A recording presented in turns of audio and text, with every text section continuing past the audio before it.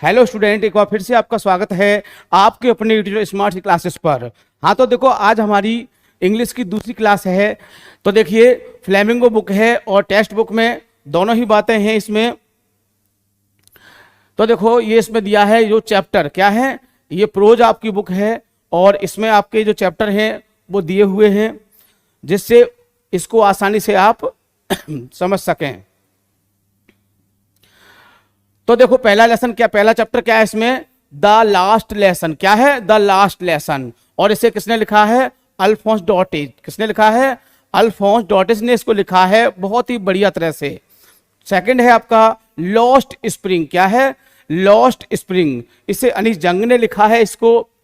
और थर्ड पर है आपका द डीप वाटर। क्या है? Deep water. तो इसको तो पता ही होगा, ये जो इसके राइटर थे ये पहले भी थे और अब फिर से ये दूसरे चैप्टर के साथ इसमें आए हैं। तो कौन है इसके?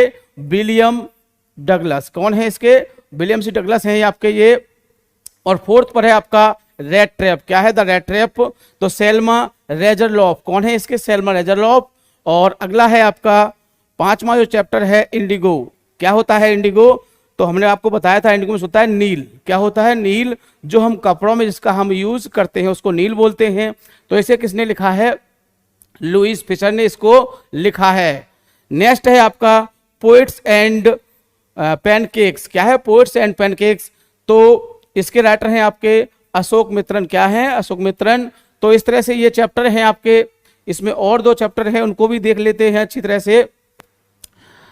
7 चैप्टर है आपका द इंटरव्यू। मैंने आपको बताया था बहुत ही अच्छा चैप्टर है। इसके 2 पार्ट हैं। पहले पार्ट में है क्रिस्टोफर सिल्वेस्टर और दूसरा पार्ट है इसमें आपका an interview with Umberto Eco. ठीक है। और सबसे लास्ट लेसन है आपका गोइंग प्लेसेस। क्या है? गोइंग प्लेसेस का मतलब क्या होता है? तरक्की करना। और इसे AR बटन ने इसको लिखा है। तो ये थी हमारी छोटी सी जानकारी किसके बारे में? चैप्टर्स के बारे में। वैसे मैंने इन सब चीज़ों को आपको पिछली उसमें सेशन में डिस्कस कर दिया था, लेकिन मैंने सोचा कि इसको दोबारा से एक बार बता दिया जाए तो आपको और अच्छी तरह से इसके बारे में जानकारी हो जाएगी। ठीक है। अब आपका जो पहला चैप्टर है उसको हम डिस्कस करेंगे। बहुत ही अच्छी तरह से आपको समझना है, मैं आपको बता चुका हूं और मैं इसको हिंदी के साथ आपको समझाऊंगा, क्योंकि इससे क्या बेनिफिट होता है थोड़ा सा आप समझेंगे इसको कि इससे क्या होता है। कि जैसे कि मान लीजिए कोई क्वेश्चन आता है, सपोज करो आपको उसका आंसर नहीं पता है, लेकिन आपको चैप्टर की हिंदी आपके माइंड में है और ट्रांसलेशन हम आपको पूरी तरह सिखा देंगे। जब हम आपको ग्रामर की क्लास सिखाएंगे तो उसमें हम आपको बता देंगे कि किस तरह से हिंदी से इंग्लिश बनाई जाती है। सब चीज़ों को आप सीख जाओगे बहुत ही अच्छी तरह से, बहुत ही बढ़िया तरह से। तब आप क्या होगा, तब आप इसको बहुत ही बढ़िया तरह से समझ सकते हैं और जो चैप्टर है उसकी हिंदी बेस पर जो क्वेश्चन दिया हुआ है उसके आंसर को आप लिख सकते हैं। ठीक है। बहुत ही बढ़िया तरह से, बहुत ही अच्छी तरह से। यदि आपको उसका आंसर नहीं पता है बट आपको क्या पता है, उसका जो उसकी समरी है, जो उसकी हिंदी आपको पता है, तो उस बेस पर आप बहुत ही आसानी से उस क्वेश्चन के आंसर को लिख सकते हैं, चाहे वो शॉर्ट क्वेश्चन हो, चाहे वो लॉन्ग क्वेश्चन हो। ठीक है। यही बेनिफिट है। तो इसके बाद शुरू करते हैं आपका आगे है आपका अबाउट द लेसन। क्या है? अबाउट द लेसन, यानी कि लेसन के बारे में, पाठ के बारे में। तो देखो, इसमें बताया गया है कि लेसन के बारे में क्या है, पाठ के बारे में क्या है, तो थोड़ी सी चर्चा इसमें भी करेंगे और इसके बाद आपका शुरू हो जाएगा द लास्ट लेसन। बहुत ही अच्छी तरह से उसको सटीक हिंदी के साथ सही सही आपको हम बताएंगे। ठीक है। तो थोड़ा सा जान लेते हैं अबाउट द लेसन, यानी कि पाठ के बारे में। द लास्ट लेसन रिटिन, यानी कि जो लास्ट लेसन, अंतिम पाठ, रिटन बाय अल्फोंस डॉडेट है ना। तो जो लास्ट लेसन आपका जो पाठ है वो किसके द्वारा लिखा गया है? डॉडेट के द्वारा लिखा गया है। नरेट, वह बताते हैं इसमें, वो क्या बताते हैं? अबाउट द ईयर 1870, यानी कि इसमें वो 1870 के बारे में बताते हैं। किसके बारे में बताया है उन्होंने? 1870 के बारे में बताया है इसमें। व्हेन, जब the Prussian forces under Bismarck, तो जो प्रूसियन जो फोर्स थी, जो प्रूसियन सेना थी, वो किसके अंडर कार्य करती थी? बिस्मार्क के अंदर कार्य करती थी। अटैक्ड तो किसके अंडर, किसके नेतृत्व में? बिस्मार्क के नेतृत्व में। और जो प्रूसियन फोर्स थी उसने किस पर अटैक कर दिया? अटैक कर दिया एंड कैप्चर्ड फ्रांस, और उस पर कैप्चर कर लिया, उस पर क्या कर लिया? कब्जा कर लिया। किस पर? फ्रांस पर। यानी कि कहा जाए तो जो आपकी प्रूसियन जो सेना थी उसने बिस्मार्क के नेतृत्व में फ्रांस पर आक्रमण किया और उस पर क्या कर लिया? उस पर कब्जा कर लिया। द न्यू पर्शियन रूलर, और जो नए पर्शियन शासक थे, अब देखो वहां पर उन्होंने कब्जा कर लिया, उस पर उनका शासन हो गया। तो जो वहां के नए शासक थे, जो वहां के नए शासक थे, डिसकंटिन्यूड, उन्होंने क्या किया? उन्होंने रोक लगा दी। क्या कर दिया? रोक लगा दी। द टीचिंग, किस पर? पढ़ाई पर रोक लगा दी। ऑफ फ्रेंच लैंग्वेज, कौन सी पढ़ाई पर? जो फ्रांस में फ्रेंच लैंग्वेज पढ़ाई जाती थी उस पर उन्होंने क्या हुआ? उस पर उन्होंने रोक लगा दी। क्या लगा दी बेटा? रोक लगा दी।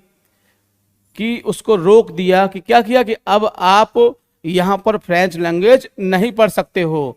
इन the schools of Alsace and Lorraine, किसमें? अल्सास और लोरेनो के स्कूल में अब क्या होगा? अब फ्रेंच लैंग्वेज नहीं पढ़ाई जाएगी। इसको बिल्कुल क्या कर दिया? डिसकंटिन्यूड कर दिया, इसको बिल्कुल बंद कर दिया। The French teachers were asked to leave, और क्या कहा? कि जो फ्रेंच टीचर हैं, क्या कहा उनसे? कि आप यहां से चले जाएं। उनसे क्या कहा? कि जो फ्रेंच टीचर थे उनसे कहा कि आप यहां से अब चले जाइए। तो समझ गए होंगे ये कहानी है। इसमें ये इस लेसन के बारे में मैंने अभी आपको बताया। अब मैं इसमें आपको डिटेल में बताऊंगा बहुत ही अच्छी तरह से, जिससे कि आप इसको बहुत ही बढ़िया तरह से समझ सकें, बहुत ही बढ़िया तरह से। ठीक है, तो अब इसमें क्या होगा कि जो जितने इसके पार्ट हैं उनको हम वन बाय वन डिस्कस करेंगे, क्योंकि ये तो हमने आपको जो पूरी कहानी थी उसको हमने आपको शॉर्ट में बता दिया, लेकिन शॉर्ट से भी आप बहुत कुछ समझ गए होंगे कि चैप्टर में क्या है। क्या है चैप्टर में? कि फ्रांस जो कंट्री है वहां पर जर्मनी ने अपना आक्रमण कर दिया। जो वर्तमान में जर्मनी है उसने उस पर आक्रमण कर दिया और उसके जो दो जिले थे अल्सास और लोरेनो उन पर अपना अधिकार जमा लिया और कहा कि अब यहाँ पर जो फ्रेंच लैंग्वेज है यानी फ्रांस की जो मातृभाषा है उसको अब नहीं पढ़ाया जाएगा, और यहाँ पर अब जो बर्लिन उसकी भाषा है जर्मनी की उसकी भाषा को पढ़ाया जाएगा, और वहाँ से टीचर आएंगे और वो पढ़ाएंगे और यहाँ के टीचर अपने चले जाएं। तो बताइए कितनी बुरी बात है यानी कि किसी की मातृभाषा को छीन लिया जाए तो बहुत कष्ट होता है। ये बात आप फील कर रहे होंगे। इससे बहुत नुकसान भी होता है, लॉस भी होता है।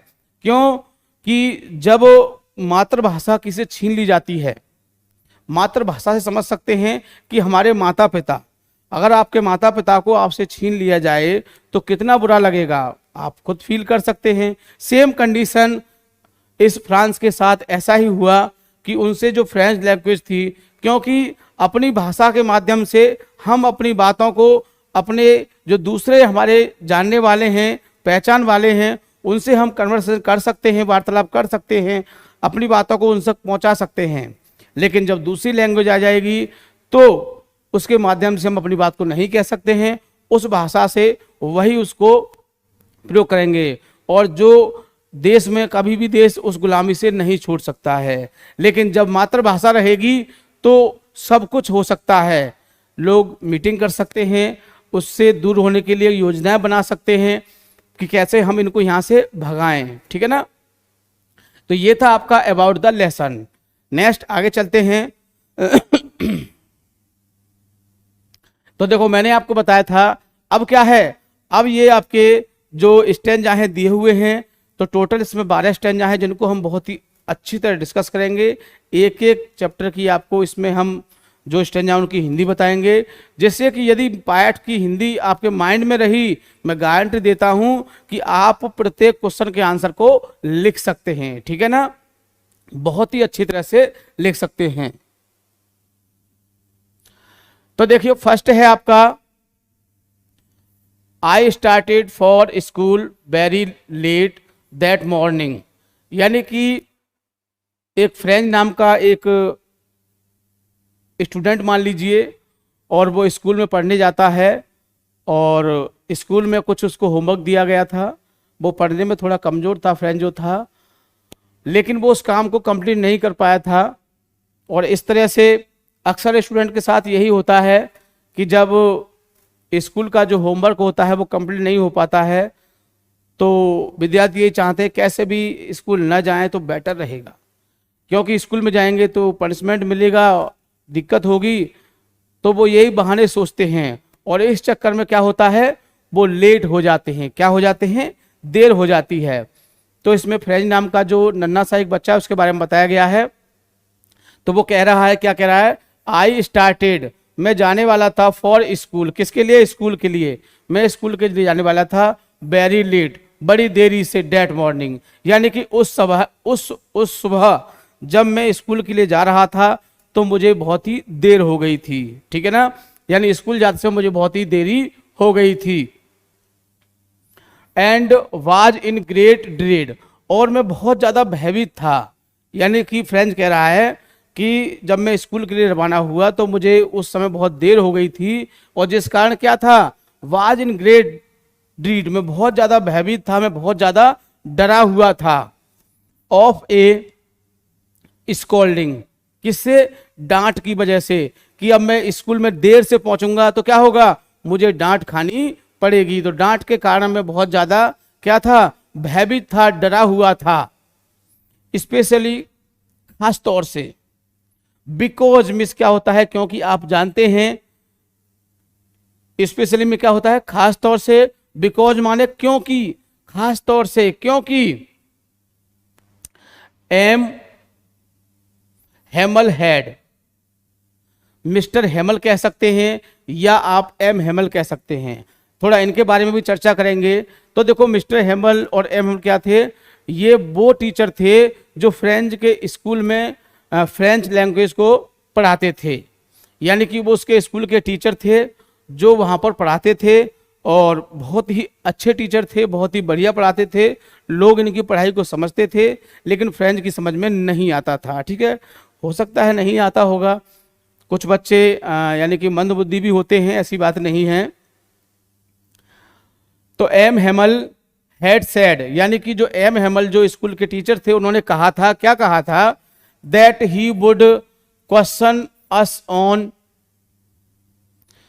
पार्टिसिपल, यानी कि उन्होंने क्या कहा था कि मैं पार्टिसिपल के कुछ क्वेश्चन उससे पूछेंगे, यानी हमसे पूछेंगे। And I did not know the first word about them, और फ्रेंच की क्या बातें थी कि फ्रेंच क्या कह रहा है, पार्टिसिपल समझते हैं आप? देखो, अभी हमने आपको ग्रामर नहीं पढ़ाई है, जब हम ग्रामर की क्लास आपको पढ़ाएंगे तब हम बताएंगे कि पार्टिसिपल क्या होता है। ग्रामर का एक टॉपिक है, बहुत ही अच्छा टॉपिक है, बहुत ही बढ़िया टॉपिक है, तो इसके बारे में हम आपको बताएंगे। तो पार्टिसिपल के क्वेश्चन उन्होंने हमसे सुनने को कहा था, उन्होंने, यानी कि मिस्टर एम हेमल है, इन्होंने इनको दिया था। And I did not know, लेकिन मैं नहीं जानता था। क्या नहीं जानता था? The first word about them, किसके बारे में? यानी कि पार्टिसिपल के बारे में वो फर्स्ट एक अक्षर भी नहीं जानता था।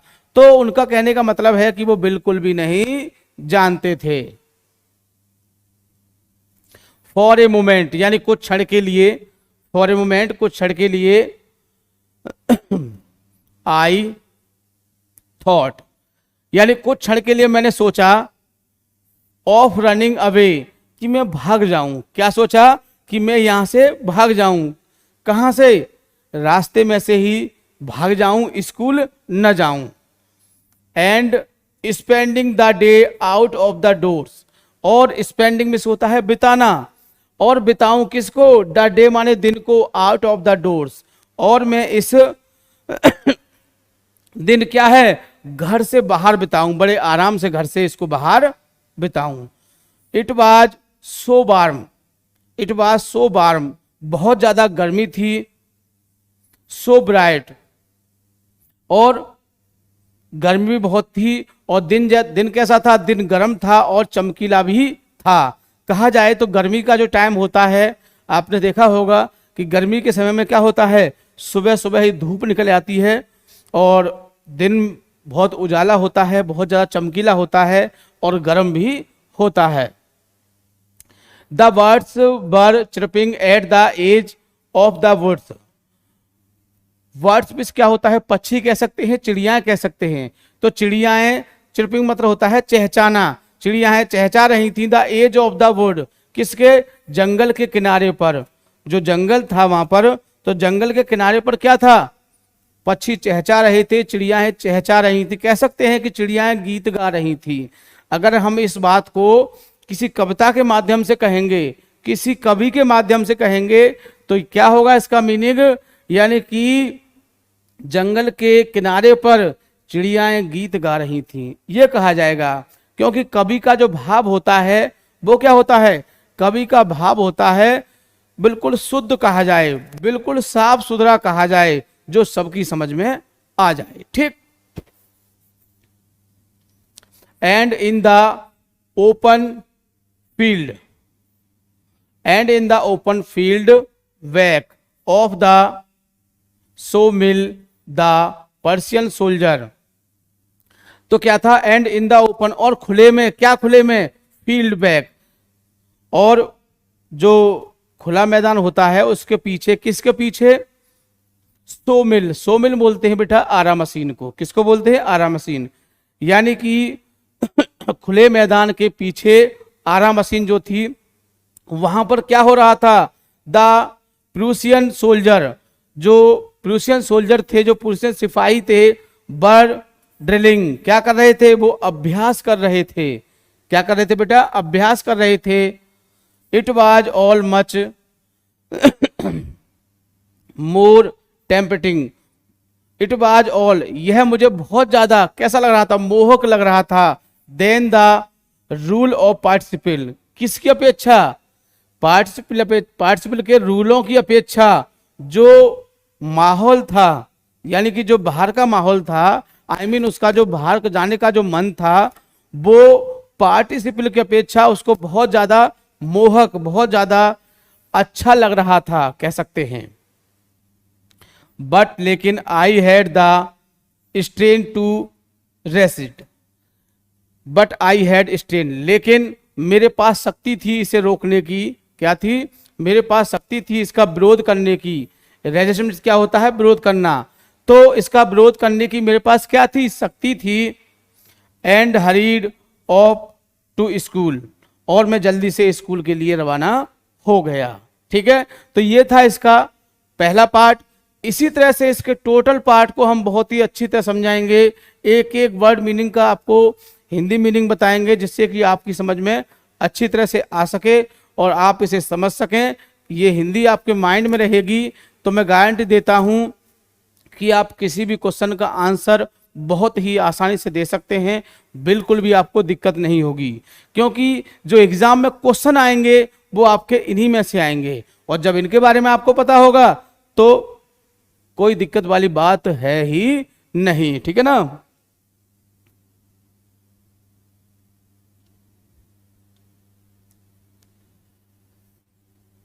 इसके बाद देखो आगे चलते हैं नेक्स्ट। ये आपका सेकंड पार्ट आ गया। इसका टोटल पार्ट कितने हैं मैं आपको बता चुका हूं। टोटल पार्ट इसके आपके 12 पार्ट हैं, और इनको हम बहुत ही अच्छी तरह से 1 बाय 1 डिस्कस करेंगे ताकि आपकी समझ में आ सकें। जब समझ में आ जाएंगे तो आप अच्छी तरह से याद कर सकते हैं, क्योंकि इसके एग्जाम में आपके शॉर्ट क्वेश्चन आते हैं, लॉन्ग क्वेश्चन आते हैं। शॉर्ट क्वेश्चन का भी आंसर कब लिख सकते हैं, जब आपको चैप्टर के बारे में अच्छी तरह से जानकारी होगी। ठीक है, और लॉन्ग भी कब लिख सकते हैं, जब आपको अच्छी तरह से जानकारी होगी। ठीक है, तो इस तरह से आपको बहुत ही अच्छी तरह समझना है। तो यह है आपका सेकंड पार्ट, जिसको डिस्कस करते हैं। चलिए। वैन मीन्स जब। आई पास्ट में गुजरा the town hall. Town hall जिसको सभागार बोलते हैं हम, और अपनी लैंग्वेज में कहें तो इसको हम पंचायत बोलते हैं।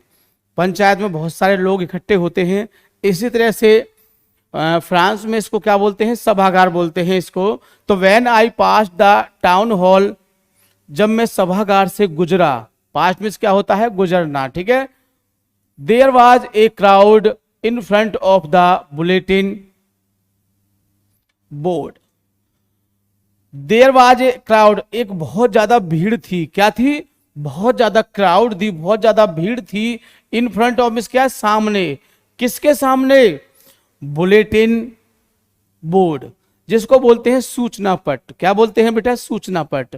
देखो आज के समय में क्या होता है, यदि कोई घटना होती है, कोई बात होती है, तो हम वीडियोज के माध्यम से, मोबाइल के माध्यम से, या और भी तरीके होते हैं बहुत सारे आज के समय में, इनके माध्यम से हम पहुंचा देते हैं। लेकिन उस समय ऐसी कोई कंडीशन नहीं थी। उस समय क्या होता था, जो भी घटना होती थी, चाहे घटना अच्छी हो चाहे घटना बुरी हो, चाहे कोई अच्छी बात हो चाहे कोई बुरी बात हो, वो किस पर लिखी जाती थी, बुलेटिन बोर्ड, यानी कि सूचना पट। एक सूचना पट लगा होता था बाहर, उस पर वो सूचनाएं लिख दी जाती थी और सब लोगों को उसकी जानकारी हो जाती थी। जैसे कि अखबार आता है, सुबह सुबह अखबार लिया, उसको लग जाते हैं देखने क्या मिला, कुछ मिले, एग्जाम से मिले, या कुछ कहाँ पर क्या हुआ है, कहाँ कहाँ घटना घटी है, तो सब अखबार देखते हैं। बट उस समय ऐसी सुविधा नहीं थी। उस समय क्या होता था, तो उस समय जो भी घटना घटती थी उनको सूचना पट होती थी, बुलेटिन बोर्ड, जिसको हम बुलेटिन बोर्ड बोलते हैं, वहां पर सब चीजें लिख जाती थी और लोग वहां के उनको देखते थे और उनके बारे में जानकारी हो जाती थी और फिर लोग चले जाते थे, ठीक है ना। तो समझ गए होंगे कि बुलेटिन बोर्ड क्या होता है। फॉर द लास्ट 2 years, यानी पिछले 2 साल, पिछले 2 साल हैं, सालों का, ऑल द बैड न्यूज, यानी पिछले 2 सालों की जो भी बुरी सूचनाएं थी, जो भी बुरे समाचार थे, जो भी बुरे समाचार थे, जो भी बुरी सूचनाएं थी, had comes from there the last best battle, lost battle, sorry. तो जितनी भी पुरानी क्या होती थी, जितनी भी पुरानी सूचनाएं थी, कैसी वाली, बैड न्यूज, बुरे जो सूचनाएं थी, वो किस पर आती थी, वो सब किस पर आती थी, वो सब बुलेटिन बोर्ड पर ही लिखी जाती थी। द लॉस्ट बैटल, जो युद्ध हारा गया था, जो युद्ध हारे थे, वो भी सूचना कहाँ आई थी, वो भी उसी पर आई थी। द ड्राफ्ट, ड्राफ्ट क्या होता है, सेनाओं का, जो सेनाओं के बारे में जो जानकारी होती है, सेनाओं के बारे में जो सूचनाएं होती हैं, जो समाचार होते हैं, उन सब के बारे में, उसको हम ड्राफ्ट बोलते हैं। The order of the commanding officer, और जो अधिकारियों की जो सूची होती है, अधिकारियों के जो कुछ नियम कानून होते हैं, उन सबको भी कहाँ लिखा जाता है, उसी बोर्ड पर लिखा जाता था। And thought to myself, और मैंने स्वयं के बारे में सोचा, विदाउट स्टॉपिंग, बिना रुके, यानी कि मैं चल रहा था और मैंने स्वयं के बारे में कुछ सोचा। किसके बारे में, अपने स्वयं के बारे में सोचा। What can be the matter now, अब क्या मामला हो सकता है, यानी कि वहां से वो गुजर रहा था, जो बुलेटिन बोर्ड था, तो उसने सोचा कि अब क्या मामला हो सकता है, अब क्या बात हो सकती है, ऐसा उसने सोचा।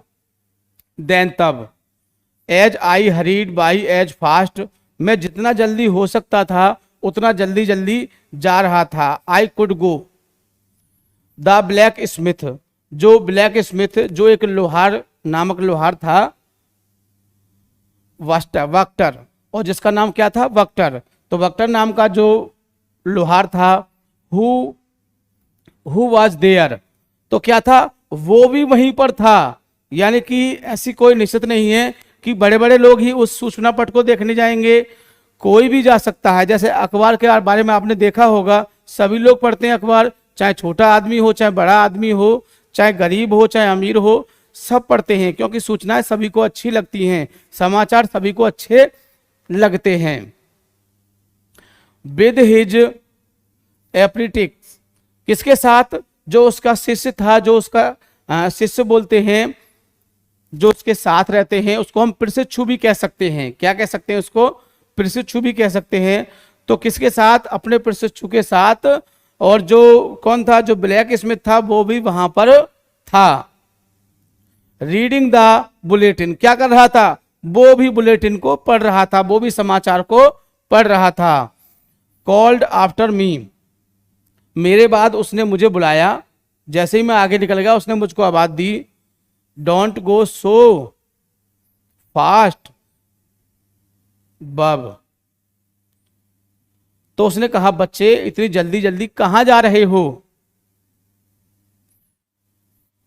You will get to your school, क्या तुम अपने स्कूल जा रहे हो।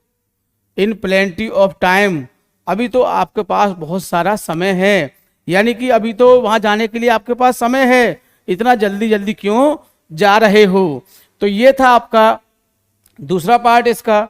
इसी तरह से हम आपको प्रत्येक पार्ट को डिस्कस करेंगे और आप सभी बच्चे सभी को शेयर करते रहें ताकि और भी विद्यार्थी इसको समझ सकें, ठीक है ना। क्योंकि जब तक आप चैप्टर के बारे में अच्छी तरह से नहीं समझोगे, ना तो आपकी समझ में शॉर्ट क्वेश्चंस आएंगे, ना ही आपकी समझ में लॉन्ग क्वेश्चन आएंगे।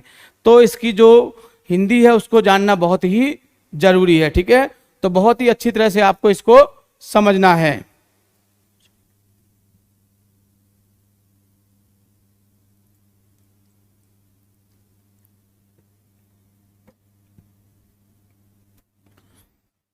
तो बेटा इसके दो पॉइंट इसके कंप्लीट हो चुके हैं। आगे इसका तीसरा पार्ट देखते हैं। बहुत ही अच्छी तरह से समझना है, बहुत ही बढ़िया तरह समझना है।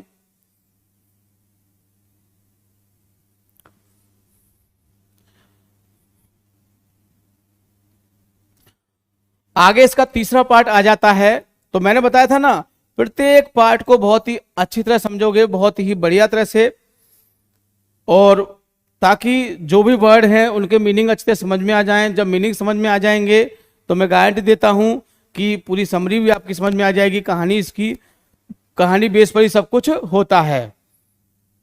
तो तीसरा पॉइंट देख लेते हैं इसका।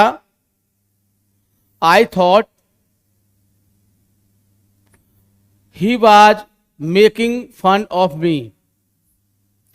आई थॉट, मैंने सोचा, क्या सोचा, यानी कहानी कहां थी कि जो ब्लैक स्मिथ था वो भी वहां पर बुलेटिन के पास खड़ा हुआ था, वो भी उस सूचना को पढ़ रहा था। अब क्या हुआ, आई थॉट, फ्रेंच कह रहा है कि मैंने सोचा, he was making fun of me, कि वह मेरा मजाक बना रहा था। यानी कि वो मुझसे कह रहा था इतनी जल्दी जल्दी क्यों जा रहा है, अभी तो बहुत समय है। जबकि ऑलरेडी फ्रेंच जो था वो पहले से लेट हो चुका था, लेकिन वो कह रहा था अभी तो बहुत समय खाली है, अभी तो बहुत समय बचा है, तो इतना जल्दी जल्दी क्यों जा रहा है। तो क्या था, वो मेरा मजाक बना रहा था।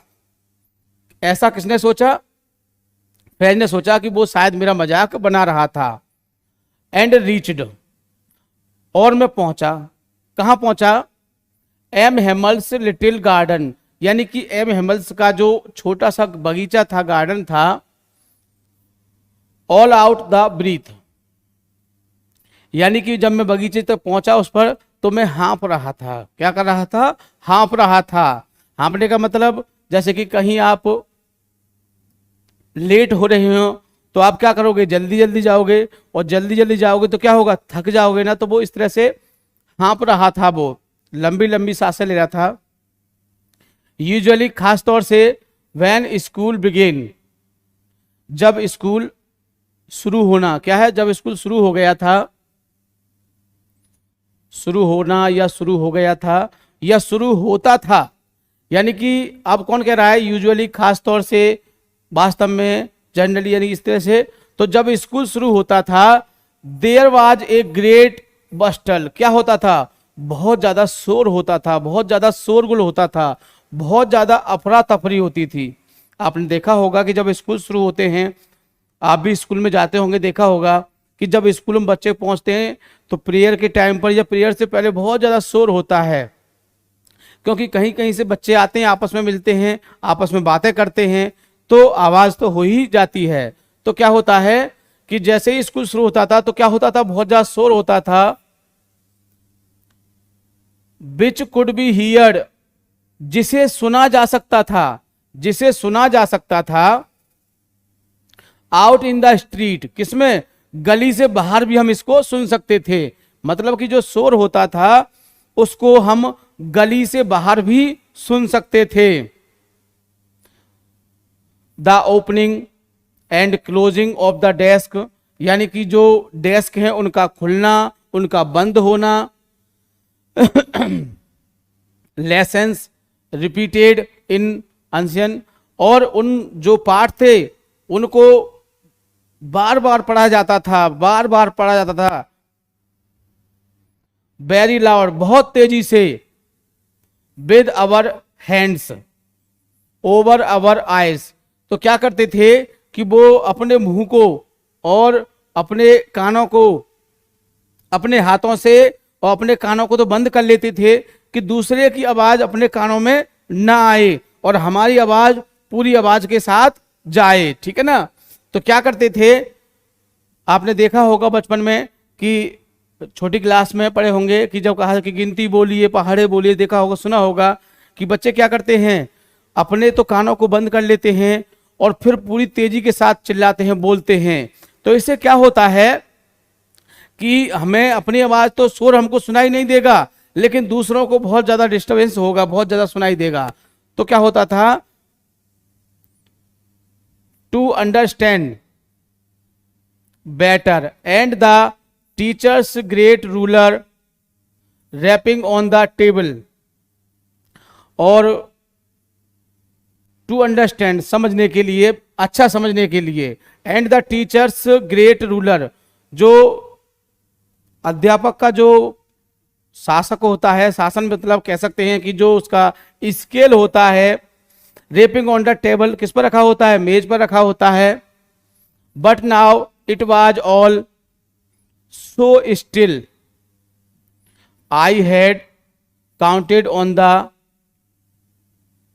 Commotion to get to my desk, यानी कि I had counted on the commotion to the get on my desk without being seen, यानी कि मैं अपनी जो डेस्क थी उस पर मैं पहुंच गया जैसे कि मुझे किसी ने नहीं देखा है। बट ऑफ कोर्स, वास्तव में, लेकिन वास्तव में, डेट डे, उस दिन, क्या है बेटा, उस दिन, यानी कि फ्रेंच ने ये सोचा कि मुझे किसी ने नहीं देखा है और वो चुपचाप आके अपनी डेस्क पर बैठ गया। Everything had to be as quiet, सब कुछ इतना शांत था, कैसा था, बिल्कुल भी आवाज नहीं थी, एज संडे, कैसा था, एज संडे, जैसा कि संडे के दिन होता है और स्कूल के आसपास कोई आवाज होती है, नहीं होती। तो फ्रेंच कह रहा है कि जब मैं स्कूल में एंटर हुआ तो मैंने देखा कि रास्ते में, गली में ही पता चल जाता था कि स्कूल में पढ़ाई हो रही है, बच्चे पढ़ रहे हैं, लेकिन ऐसा कुछ भी नहीं था, बिल्कुल भी आवाज नहीं हो रही थी, कुछ भी नहीं हो रहा था। और मैं जाके अपनी डेस्क पर बैठ गया और किसी ने मुझ पर ध्यान ही नहीं दिया। इस तरह से तो ऐसा फील हो रहा था, ऐसा महसूस हो रहा था जैसे कि क्या हो, संडे का दिन हो, ऐसा महसूस हो रहा था। ठीक, देखो ये तीसरे ही पार्ट का थोड़ा सा भी बचा है, इसको भी देखते हैं। Through the window I saw my classmates, खिड़की से मैंने अपने जो क्लासमेट्स थे उनको देखा, जो मेरी क्लास के साथी थे उनको मैंने देखा। ऑलरेडी इन देयर प्लेसेस, उनके स्थान पर। And M Hamel walking up down with his terrible iron ruler under his arm, यानी कि मैंने क्या देखा, थ्रू द विंडो, खिड़की से मैंने देखा, आई सॉ माई क्लासमेट, जो मेरी क्लास के सहपाठी थे वो ऑलरेडी पहले से ही देयर, अपने स्थान पर बैठे हुए थे। एंड एम हेमल, जो मिस्टर हेमल थे वो वॉकिंग, टहल रहे थे, किधर, इधर उधर टहल रहे थे, कभी इधर जाते थे कभी इधर जाते थे। और उनकी बगल में क्या लगा हुआ था, जो लोहे की जो छड़ थी उनकी बगल में लगी हुई थी। I had to open the door, मैंने उस दरवाजे को खोला, and going before everybody, go in before everybody, और प्रत्येक के सामने से, यानी कि मैंने उस गेट को खोला और प्रत्येक के सामने से मैं उसमें अंदर गया क्लास में। यू कैन इमेजिन, तुम कल्पना नहीं कर सकते हो, बिल्कुल भी कल्पना नहीं कर सकते हो, how I blessed and how frightened I was, यानी कि बिल्कुल भी कल्पना नहीं की जा सकती है। तो इस तरह से बहुत ही अच्छी तरह से आप समझ सकते हो प्रत्येक। तो देखो तीसरा जो इसका स्टैंजा था वो भी क्लियर हो चुका है, और अब हम इसका चौथा स्टैंजा डिस्कस करेंगे। बहुत ही बढ़िया से समझना है, बहुत ही अच्छी तरह से, ताकि एग्जाम में यदि कोई क्वेश्चन आ जाता है तो आप उसे बहुत ही आसानी से, बहुत ही अच्छी तरह से इसको समझ सकें, ठीक है ना। तो देखिए अब आता है इसका चौथा, ये पैसेज है इसका चौथा, कह सकते हैं पार्ट है इसका। बहुत ही बढ़िया तरह समझना है, ताकि इसके बाद जो भी इसके क्वेश्चन हो उनको आसानी से कर सकें, उनको करने में कोई दिक्कत ना हो।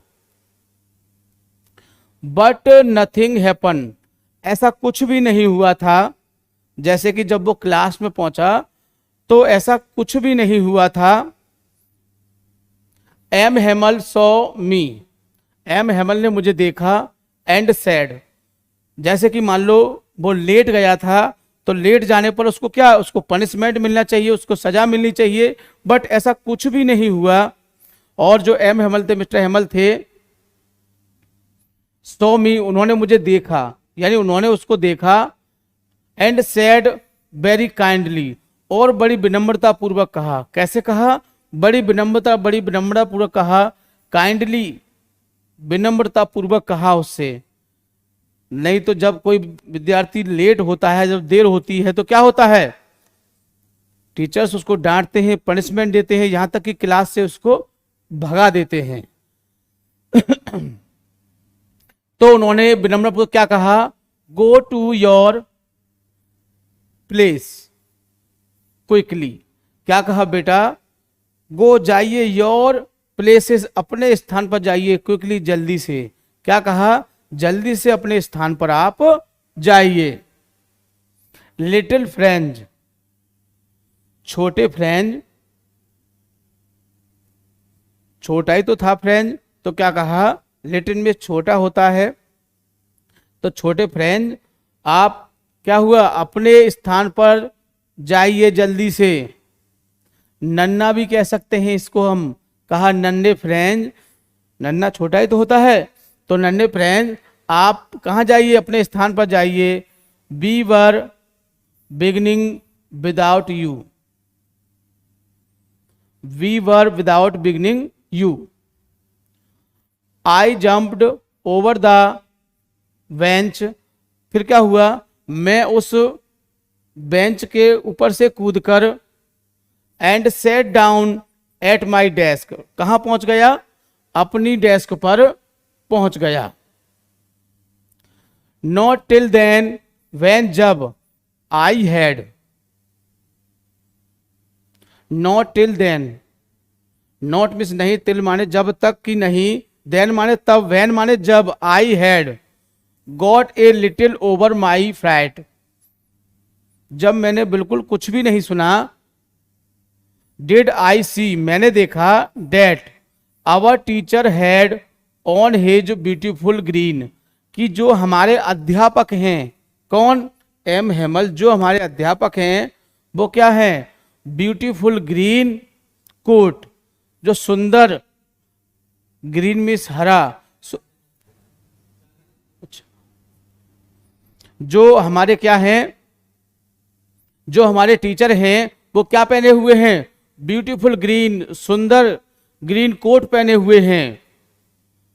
हिज थ्रिल्ड शर्ट, और उनकी जो शर्ट कैसी है, थ्रिल्ड शर्ट है उनकी। And the little black silk cap, और उनका जो कैप है वो कैसा है, छोटा कैप है, सिल्क, बहुत ही सिल्क है, all embroidered that he never wore except on the inspection and the prize days। तो फ्रेंड ने सोचा कि ये जो ड्रेस है, ये जो पोशाक है, जो हमारे एम हेमल जो टीचर हैं वो कब पहनते हैं, इसको या तो वो निरीक्षण कर रहे हों, इंस्पेक्शन कर रहे हों, या फिर कोई प्राइज डे हो, कोई प्राइज डे हो तभी पहनते हैं, इसके अतिरिक्त इसे बिल्कुल भी नहीं पहनते हैं। किसने सोचा? ये फ्रेंड ने सोचा कि जो हमारे टीचर हैं वो कब पहनते हैं इसको, कोई अच्छा वो हो, फंक्शन हो, या पुरस्कार वितरण हो, या फिर कोई निरीक्षण करना हो, तभी इस ड्रेस को पहनते हैं। आज इन्होंने इस ड्रेस को क्यों पहना है?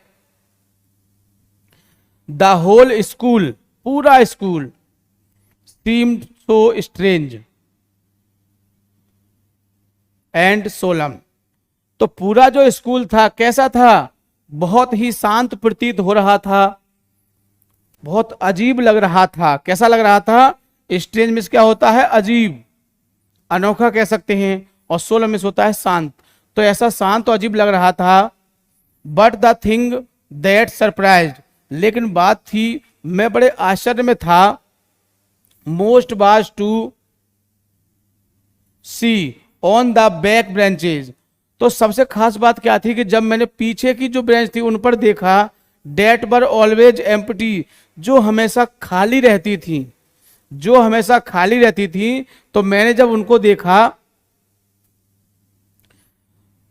द विलेज पीपुल सिटिंग, तो गांव के लोग थे उन खाली सीटों पर बैठे हुए थे, क्वाइंटली, शांत बैठे हुए थे, like our slave old Hauser, और जिसमें कौन थे? कुछ बूढ़े लोग बैठे हुए थे, बूढ़े बुजुर्ग लोग थे, विद हिज 3 कॉर्नर्ड हैट, और वो 3 कोने वाला क्या पहने हुए थे? कैप पहने हुए थे, टोपी पहने हुए थे।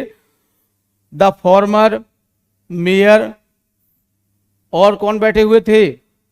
भूतपूर्व जो थे मेयर बैठे हुए थे।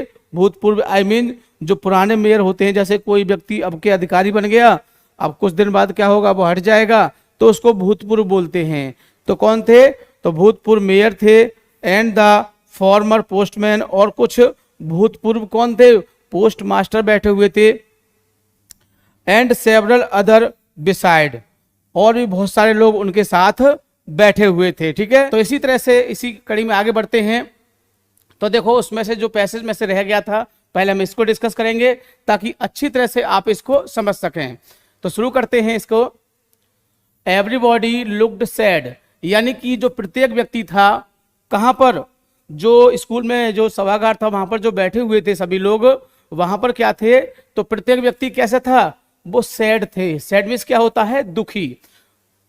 And Hauser had brought an old primer, Hauser बोलते हैं हम, जो बूढ़ा व्यक्ति होता है उसको हौसर कहते हैं, क्योंकि आपको पता होना चाहिए कि समझ क्या होता है, क्या होता है इस माने, यानी कि बूढ़ा व्यक्ति, बूढ़ा व्यक्ति।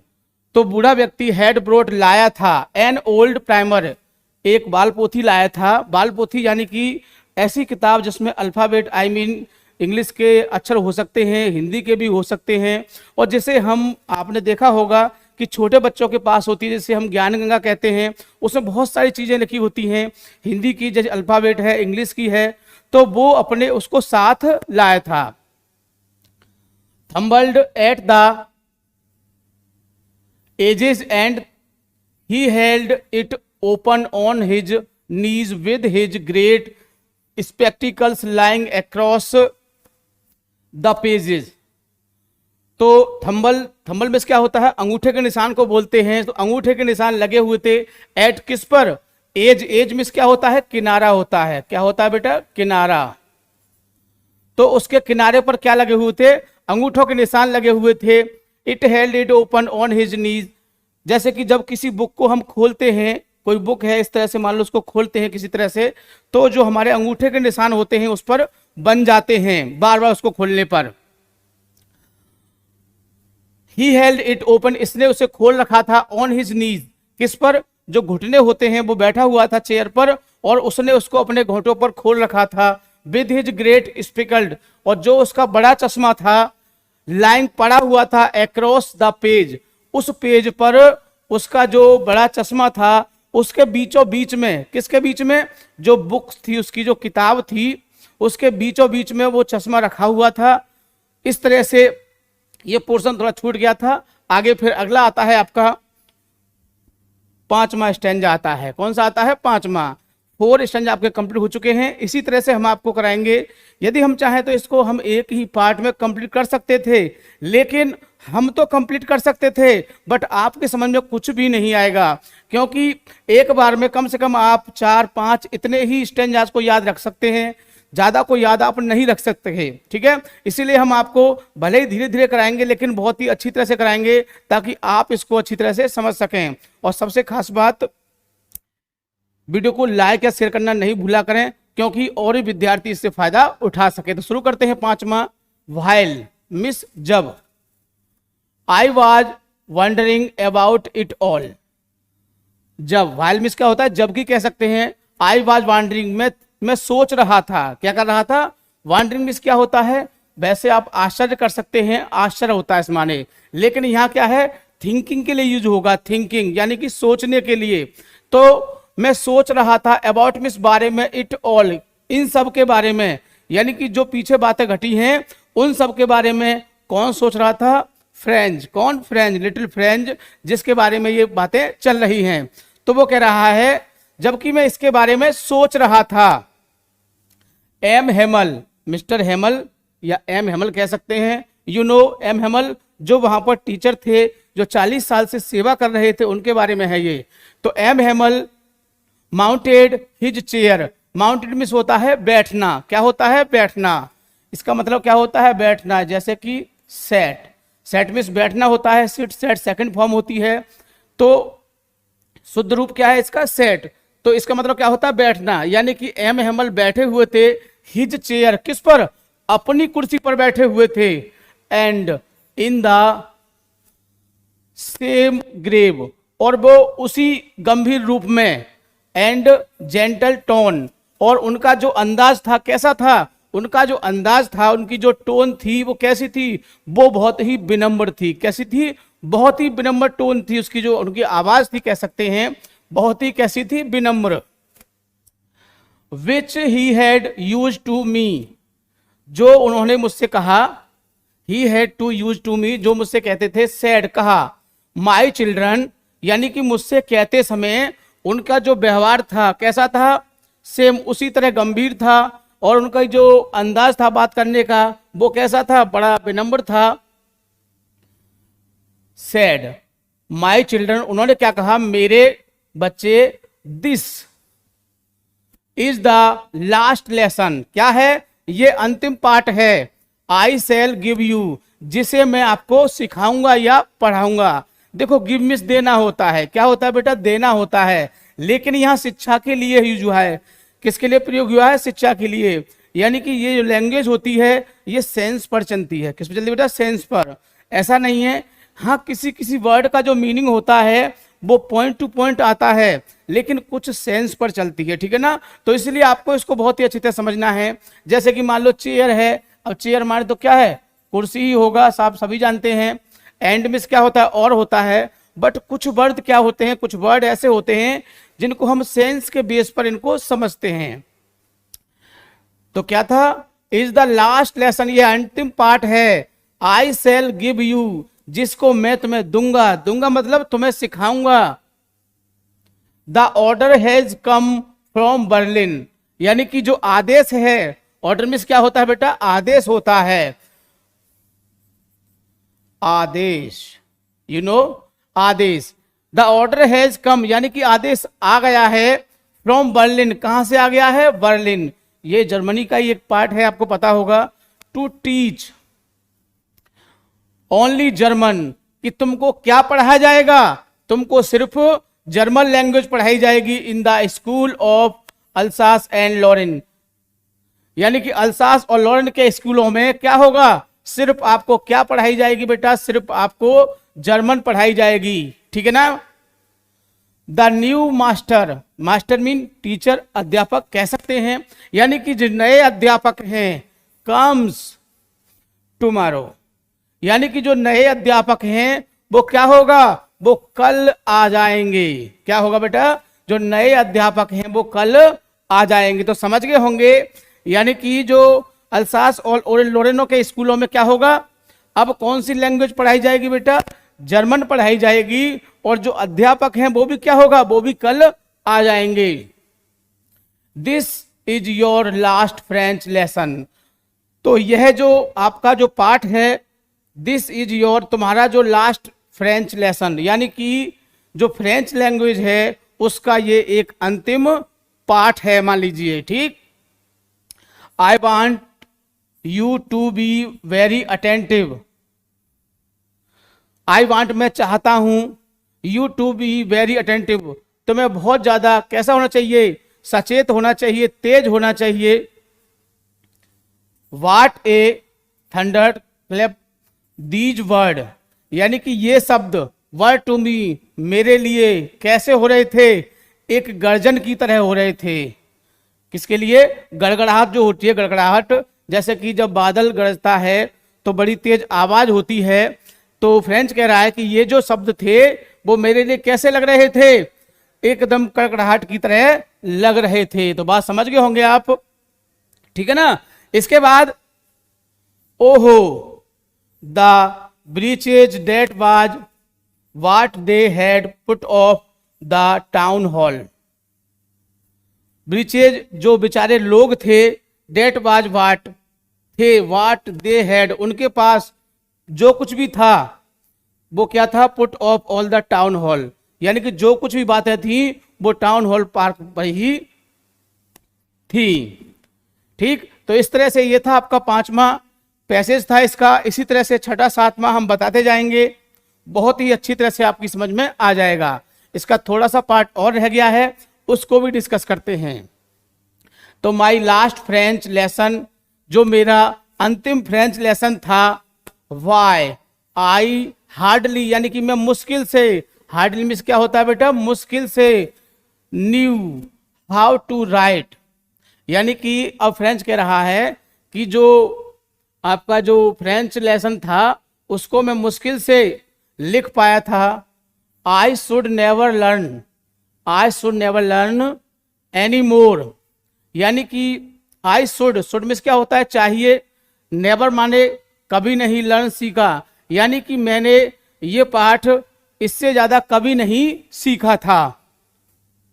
आई must stop there, I must stop there, मुझे वहीं रुक जाना चाहिए। देन ओहो हाउ सॉरी, हाउ मिस कितना, सॉरी या दुख के लिए प्रतीक हुआ है, किसके लिए बेटा, ये दुख के लिए आया है सॉरी यहां पर।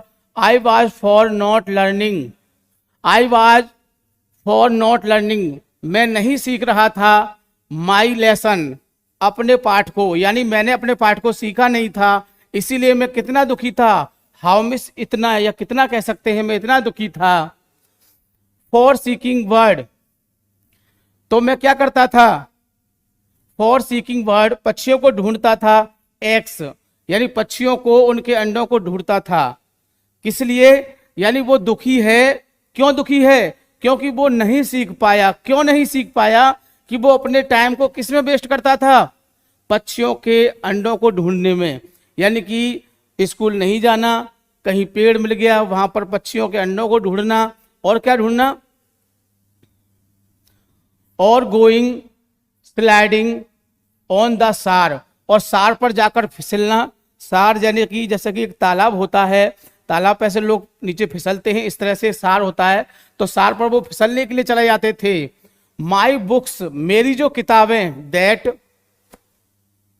Had seemed such A nuisance A while एगो, पहले जो मेरी किताबें थी वो मुझे क्या लगती थी, बिल्कुल बेकार लगती थी, कोई उनका मेरे लिए महत्व ही नहीं था। सो हैवी टू कैरी, यानी कि वो मुझे एक वजन लगता था, भारी ले जाने में मुझे वो एक वजन के रूप में लगती थी। My grammar and my history of the saint, और जो मेरी व्याकरण थी, और क्या, and my history of the saints, साधुओं का जो इतिहास था, यानी ग्रामर और जो साधुओं का इतिहास था, वर ओल्ड फ्रेंड, कैसे लगते थे मुझे, जैसे कि मेरे बूढ़े मित्र, पुराने मित्र। नाउ, लेकिन अब, that I could not give up, लेकिन मैं इसे अब नहीं छोड़ सकता हूं। एंड एम हेमल टू, और किसको, यानी कि अब क्या बन गए हैं, ये जो ग्रामर थी और क्या थे, और जो संतों का जो इतिहास था, ये मेरे क्या बन गए हैं, ये मेरे अब पुराने मित्र बन चुके हैं और मैं इनको अब नहीं छोड़ सकता हूं। Now that I could not give up, मैं इनको नहीं छोड़ सकता हूं, नहीं त्याग सकता हूं। एंड एम हेमल टू, और जो मेरे गुरुजी हैं, जो मेरे टीचर हैं एम हेमल, मैं उन्हें भी नहीं छोड़ सकता हूं। द आइडिया डेट, जो विचार, ही वॉज गोइंग अवे, जो विचार जा रहे थे, that I should never see him again, यानी कि जो विचार अब जो जा रहे हैं वो कभी भी हमको दिखाई नहीं देंगे। मेड मी, जिसने मुझे बना दिया या भुला दिया कह सकता है, फॉरगेट, भुला दिया है। ऑल अबाउट हिज रूलर, किसको, रूलर, नियमों को। And how cracky he was, यानी कि मैं किसको, जो उनका जो रूलर था, जो रूलर से मतलब जो उनकी स्टिक थी उसको, और जो क्रैंकी, बदमिजाज जिसको बोलते हैं, बदमिजाज, यानी कि मैंने उन सबको भुला दिया है। यानी कि मैं उन टीचर के बारे में क्या सोचता था, जो टीचर एम हेमल थे, मैं उनके बारे में सोचता था कि वो कितने क्रैंकी हैं, बदमिजाज हैं और कैसे हैं, और हर समय डंडा लेके घूमते हैं। इस तरह से मैं उनके बारे में ये सोचता था, मैं उन सब बातों को अब भुला दूंगा। तो ये बात किसने कही, जो लिटिल फ्रेंच था, ये सब बातें उसने कही हैं। ठीक है, और इसके बाद अगला स्टैंजा देखते हैं क्या है।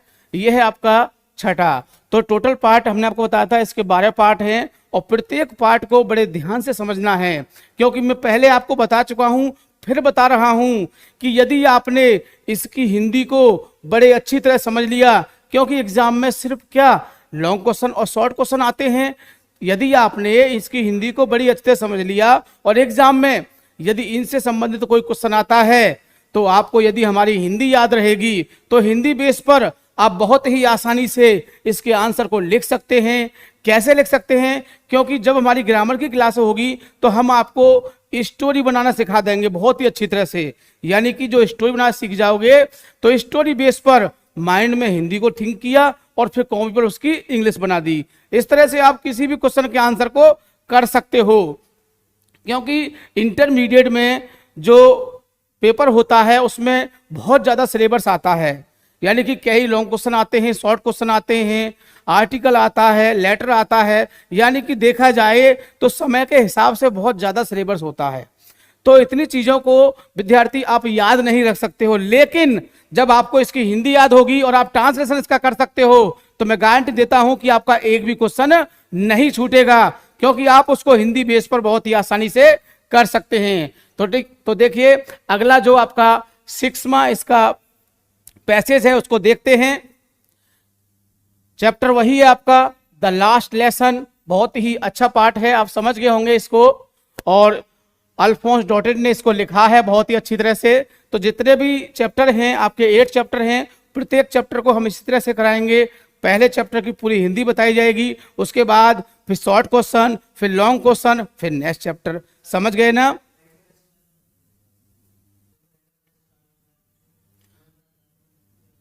तो देखो बच्चों, आपका जो रैंकर बैच है वो स्टार्ट हो चुका है और आप उसको ज्वाइन करिए, जिससे कि आपकी जो तैयारी है वो बहुत ही बढ़िया तरह से हो सके। पुअर मैन, अब पुअर मैन देखो गरीब आदमी, क्या है गरीब आदमी, गरीब आदमी, इसमें कोई निश्चित गरीब आदमी नहीं है। ये पुअर मैन किसके लिए आया है? जो आपके टीचर थे, कौन से वाले? एम हेमल। जो एम हेमल आपके टीचर थे, ये यहां पर सिर्फ उन्हीं के लिए आया है, क्योंकि उन्हीं को यहां पर गरीब कहा गया है। तो जो आपके गुरुजी थे तो कैसे थे? उनको पुअर कहा गया है, पुअर मैन। भाई गरीब आदमी क्यों है? देखो कितनी मेहनत से व्यक्ति लैंग्वेज को सीखता है और फिर दूसरों को सिखाता है। सपोज जैसे कि हमने यहाँ पर इंग्लिश सीखने के लिए बहुत मेहनत की। आपको पता होगा कि इंग्लिश एक ऐसा विषय है, विदेशी लैंग्वेज है, जिसको सीखना कितना कठिन होता है, और सीख के फिर इसको सिखाना उससे भी ज्यादा कठिन होता है। ठीक है, तो जब कोई टीचर बनता है तो वो कितनी मेहनत करता है, बहुत मेहनत करता है, और फिर वो दूसरों को सिखाता है। तो एम हेमल ने क्या किया, लैंग्वेज को सीखा और फिर उसको विद्यार्थियों को सिखाया। अब उनसे इस जो पद था उनका वो छीन लिया गया है। आपने देखा कि उनका जो पद था वो छीन लिया गया है और उनको उस पद से हटा दिया गया है और दूसरे टीचर आ जाएंगे। तो उनको क्या कहा गया, पुअर मैन, यानी कि बेचारे जो एम हेमल थे बहुत ही गरीब कहा गया है।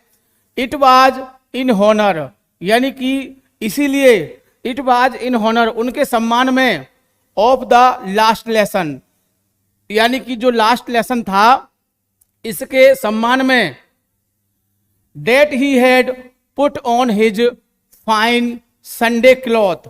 तो देखो एक जो आपके एम हेमल थे वो उनकी एक ड्रेस थी, उनकी एक अच्छी पोशाक थी, जिसे वो या तो कोई निरीक्षण करना होता था जब पहनते थे, या कोई स्कूल में पुरस्कार वितरण होता था जब पहनते थे। तो उन्होंने की जो संडे क्लॉथ, यानी कि रविवारीय कपड़े जो थे, जो पोशाक थी, उसको पहनते थे वो। ठीक है, तो उन्होंने वो पहन रखा था कब, ऑफ द लास्ट लेसन। तो उन्होंने क्यों पहना था, जो लास्ट लेसन था, जो अंतिम सीख थी, उसको उसके पर्पस पर उन्होंने वो संडे क्लॉथ पहने थे। बात समझ गए ना, यानी कि इट वाज इन हॉनर, ये सम्मान में थे, ऑफ दिस लास्ट लेसन, किसके सम्मान में, जो अंतिम पाठ था उसके सम्मान में थे। क्या, that he had put on his fine Sunday cloth, कि उन्होंने जो अपनी संडे की पोशाक थी वो पहनी थी, वो किसके संबंध में पहनी थी, वो लास्ट लेसन के संबंध में पहनी थी। यानी कि जो लास्ट लेसन था वो किसकी तरह था, वो एक उत्सव की तरह था, एक पुरस्कार वितरण कह सकते हैं या एक निरीक्षण कह सकते हैं इसी उपलक्ष्य में, क्योंकि इसके बाद उनकी जो फ्रेंच लैंग्वेज की कोई क्लास नहीं होगी, क्योंकि बर्लिन से टीचर आ जाएंगे और उनको जर्मन भाषा पढ़नी पड़ेगी। ठीक, एंड नाउ, और अब, आई अंडरस्टूड, यानी कि फ्रेंच ने कहा आई अंडरस्टूड, अब मैं समझ गया हूं, अब मैं समझ गया हूं कि जो हमारे अध्यापक थे, जो हमारे गुरुजी थे, उन्होंने ये संडे की पोशाक क्यों पहनी थी, मैं समझ गया हूं। यानी कि अंतिम लेसन के संबंध में, अंतिम लेसन के सम्मान में उन्होंने ये ड्रेस पहनी थी। वाई द ओल्ड मैन, यानी कि बूढ़े व्यक्ति, ऑफ द विलेज, गांव के बूढ़े व्यक्ति, वर सिटिंग, बैठे हुए थे, there in the back of the room, यानी कि कमरे में जो गांव के बूढ़े लोग थे वो पीछे की सीट पर बैठे हुए थे। कौन सी सीट, जो हमेशा खाली पड़ी रहती थी, यानी कि जो सीटें हमेशा खाली पड़ी रहती थी, अब उन सीटों पर कौन बैठे हुए थे, old man of the village, गांव के बूढ़े लोग उन पर बैठे हुए थे। It was because they were sorry, it was, यह था, बिकॉज में क्या होता है, क्योंकि, यह था क्योंकि, दे वर सॉरी, वे दुखी थे, टू माने भी, वे दुखी थे, that they had not gone to school more, कि वे अब कभी भी स्कूल नहीं जा सकेंगे। यानी कि वो स्कूल जा सकते थे। सपोज करो हमारे बच्चे स्कूल में पढ़ रहे हैं तो हम जाते हैं, पेरेंट्स मीटिंग होती है, ठीक है, आपके भी फादर जाते होंगे, मदर भी जाती होंगी, ठीक है ना। जब पेरेंट्स मीटिंग होती है तो वो लोग कह रहे हैं कि अब हमको वहां जाने का मौका नहीं मिलेगा। It was their way of thanking, it was way, ये एक तरीका था, किस चीज का, धन्यवाद देने का। अवर मास्टर, जो उनके अध्यापक थे उनको धन्यवाद देने का एक तरीका था। यानी कि सब लोग स्कूल में गए थे, किस लिए गए थे, जो उनके मास्टर थे एम हेमल, उनको धन्यवाद देने के पर्पज से गए थे। For his 40 years of faithful service, यानी कि इन्होंने कितने साल तक, 40 years, 40 साल तक ईमानदारी से सेवा की थी, इसीलिए वो लोग उनका धन्यवाद करने के लिए गए थे।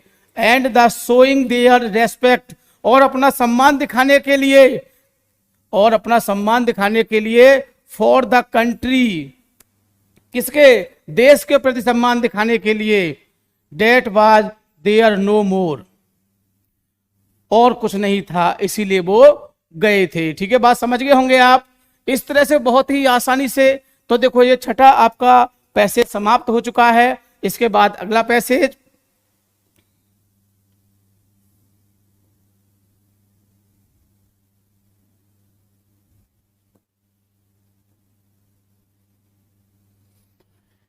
ये आता है आपका 7वां पैसेज। ठीक है ना, इसी तरह से 8वां, 9वां, 10वां, 12वां आपका पूरा चैप्टर समाप्त हो जाएगा, और फिर question answer, long question, short question, जो कुछ भी एग्जाम में आता है सब कुछ आपको कराया जाएगा। बस वीडियो के साथ, यानी कि आपको लाइव रहना है, और सबसे खास बात, ज्यादा से ज्यादा अपने दोस्तों के लिए शेयर करना है, ताकि उनको भी इस चीज का पता चल सके और वो लाभ उठा सकें।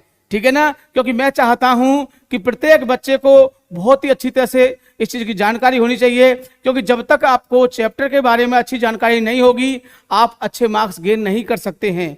तो अच्छे मार्क्स गेन करने हैं या सभी क्वेश्चन उसके करने हैं चैप्टर के, तो आपको चैप्टर की बढ़िया जानकारी होना बहुत ही जरूरी है। ठीक है ना, इसीलिए आप ज्यादा से ज्यादा शेयर किया करें। ठीक है, तो चलते हैं 7वां इसका पैसेज, आई मीन 7वां पार्ट कह सकते हैं, पैसेज कह सकते हैं, स्टेंजा कह सकते हैं, 7वां भाग कह सकते हैं। तो इसको भी देखते हैं। व्हाइल मिस होता है जबकि, I was thinking of at all this. While miss क्या होता है, जबकि, आई वॉज थिंकिंग मैं सोच रहा था, ऑफ ऑल दिस इस सब के बारे में, यानी कि इन सब के बारे में जब मैं सोच रहा था, आई हियर्ड मैंने सुना, आई हियर्ड यानी मैंने सुना, माई नेम कॉल्ड कि किसी ने मेरे नाम को पुकारा है। यानी कि जब मैं सोच रहा था इन सब के बारे में, यानी जो घटनाएं पीछे घट गई हैं उन सब के बारे में जब मैं सोच रहा था, कौन कह रहा है, फ्रेंच कह रहा है। फ्रेंच के बारे में बातें चल रही हैं, और देखो बहुत ही अच्छी तरह से आपको पता है, और देखो क्वेश्चन भी आएंगे, यही पूछा जाएगा इसमें कि ये चीज क्या है, बुलेटिन बोर्ड क्या है, बहुत सारे क्वेश्चन हैं, सब क्वेश्चन इसी में से बनेंगे। मैं गारंटी देता हूं कि यदि आपने इस हिंदी की मेरी, यानी कि इस जो चैप्टर की हिंदी है उसकी क्लास को बड़े ध्यान से देख लिया, मैं गारंटी देता हूं कि कोई क्वेश्चन ऐसा नहीं बचेगा जिसका आप आंसर न दे सकें। तो while I was thinking of all this, मैं इन सब के बारे में सोच रहा था, आई हियर्ड मैंने सुना, माई नेम कॉल्ड किसी ने मेरा नाम पुकारा है, it was my turn to recite कि आई वॉज माई टर्न, यानी कि मुझे बदलने के लिए, मुझे बोलने के लिए कहा गया। किसके लिए कहा गया, बोलने के लिए कहा गया मुझे। What would I not have given to able to say, मेरे लिए, मेरे what would I not have given, मेरे पास कुछ भी नहीं था, कुछ भी नहीं था, टू बी एबल से कहने के लिए, दैट ड्रीडफुल रूल यानी कि जो भयानक नियम थे, फॉर द पार्टिसिपल, किसके, जो पार्टिसिपल के जो भयानक नियम थे, ऑल थ्रो वेरी लाउड, क्या कहा गया उनको, जोर जोर से, एंड क्लियर और स्पष्ट रूप से, एंड विदाउट वन मिस्टेक, यानी मुझसे कहा गया कि इन रूलों को स्पष्ट रूप से, जोर जोर से, सही तरीके से बोला जाए। ठीक है ना, किसके बिना, विदाउट वन मिस्टेक, एक भी गलती नहीं होनी चाहिए, इस तरह से कहा गया। बट लेकिन, आई गॉट मिक्स्ड अप, लेकिन मैं भ्रमित था, कैसा था, मैं भ्रमित था, ऑन द फर्स्ट वर्ड, पहले वर्ड पर ही, यानी कि मैं पहला वर्ड भी नहीं बोल पाया, मैं कैसा था, मैं भ्रमित था, मैं कंफ्यूज था। मिक्स्ड अप क्या होता है बेटा, कंफ्यूज, भ्रमित होना। एंड स्टूड देयर, और मैं वहीं खड़ा रहा, कहां पर, holding on the my desk, जो मेरी मेज थी, जैसे कि कोई व्यक्ति मेज के पास खड़ा है और उससे कुछ पूछा जाए और वो उसके बारे में ना बोल पाए, और कहा जाए कि आपको इस टॉपिक पर बोलना है और बिना गलती के बोलना है, तो क्या होगा। और जब आप उसके बारे में कुछ भी नहीं जानते हैं, मान लीजिए कि ये चैप्टर के बारे में कहा जाए कि बेटा आपको चैप्टर के बारे में थोड़ा सा बोलना है, और जब आपको पता ही नहीं है कि लास्ट लेसन क्या है, तो क्या होगा, आप टेबल के पास हाथ से हाथ बांध के खड़े हो जाओगे और चुपचाप नीचे देखते रहोगे। किसके पास, अपनी जो डेस्क है आपकी, क्या जो डेस्क है, जो मेज है, उसके पास चुपचाप खड़े रहोगे। और जब आपको याद होगा तो बोलोगे, सिंपल सी बात है, माई हार्ट। अब देखो फ्रेंड क्या कह रहा है कि जब उससे कहा गया तो वो भ्रमित हो गया, कंफ्यूज हो, क्योंकि वो पढ़ता तो था ही नहीं, वो पढ़ता नहीं था और पढ़ने में भी वो कमजोर था। शुरू में बताया गया है। तो ऑन द फर्स्ट वर्ड, वो पहला अक्षर भी नहीं बोल पाया। And stood there holding on my desk, और अपनी डेस्क को पकड़ के क्या करता रहा, बैठा रहा। माई हार्ट ब्रीथिंग, यानी कि मेरा जो हृदय है वो क्या हो रहा था, वो जोर जोर से धड़क रहा था। क्या हो रहा था, धड़क रहा था। आपने फील किया होगा कब, जब आपसे क्लास में कुछ पूछा जाए और उसका आंसर आपको ना पता हो, तो भले ही आपके चेहरे से ना फील हो, लेकिन आपको अंदर अंदर थोड़ा बहुत तो डर फील होगा। आपका दिल क्या कर रहा था, धक धक कर रहा होगा। करता है, मुझे बताइए कमेंट करके किस किस का करता है। जब कुछ पूछा जाए आपसे तो किस किस का जो हृदय होता है वो धक धक करता है, करता है ना, ठीक। And not daring to look up, and not, and miss और, नॉट माने नहीं, डेयरिंग हिम्मत नहीं हो रही थी, साहस नहीं हो रहा था, किस चीज का, लुक अप, ऊपर देखने का। यानी कि दिल कैसे, दिल धक धक कर रहा था, जोर जोर से धड़क रहा था, और ऊपर देखने के लिए हिम्मत नहीं हो रही थी कि ऊपर निगाह कैसे की जाए, क्योंकि सामने कौन खड़ा है, एम हेमल खड़े हुए हैं, देख रहे हैं कि कुछ बोलिए, लेकिन कुछ बोलने की हिम्मत नहीं थी। टेबल से ऊपर देखने में भी डर लग रहा था। तो ये इसमें बताया गया है। बहुत ही, कहा जाए तो बहुत ही अच्छा पैसेज था, बड़े ध्यान से इसको समझना है। और इस पैसेज में से कई क्वेश्चन बन के आते हैं, इसीलिए आपको प्रत्येक पैसेज के बारे में बहुत अच्छे से जानकारी होनी चाहिए, ठीक है।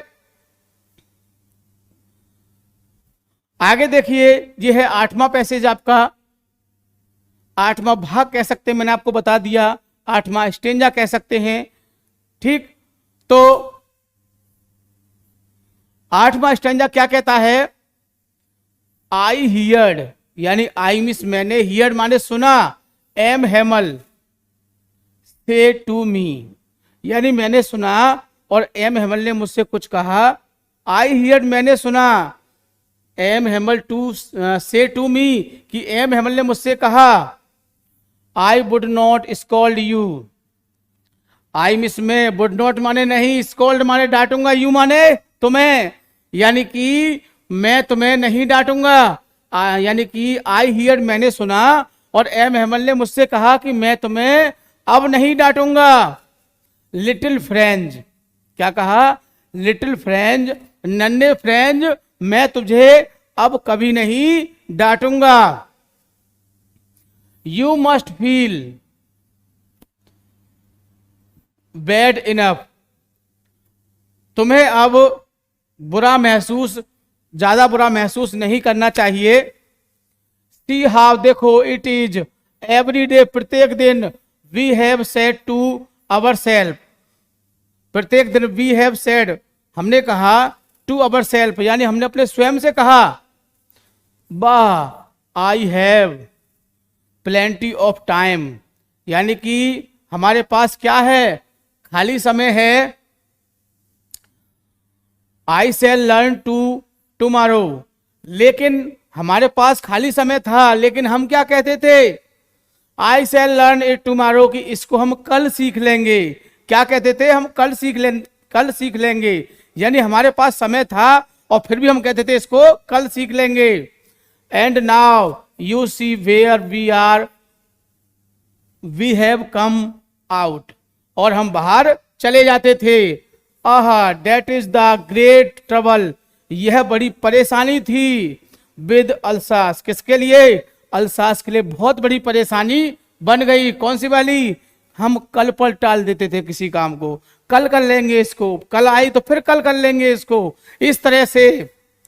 सी put off learning till tomorrow, see put off learning, सीख लेंगे, टिल बाद में सीख लेंगे, कल सीख लेंगे। नाउ अब दोज फॉलोज आउट, अब जो उसके फॉलो हैं, जो अनुयायी हैं, वो कहाँ हो जाएंगे? अब वो बाहर हो जाएंगे। यानी कि जो सिखाने वाले हैं वो कहाँ हो जाएंगे? अब वो बाहर हो जाएंगे यहां से। There will have the right to say to you how is it you pretend to be Frenchman, और तुम दिखावा करते थे किस चीज का? यू प्रिटेंड, तुम दिखावा करते थे किस चीज का? कि कौन है? कि हम फ्रांसीसी हैं, हम फ्रेंचेज हैं, हम फ्रांस के व्यक्ति हैं, ऐसा दिखावा करते थे। And yet you can neither speak nor right, और ना तो तुम फ्रेंच को बोल सकते हो और ना ही लिख सकते हो।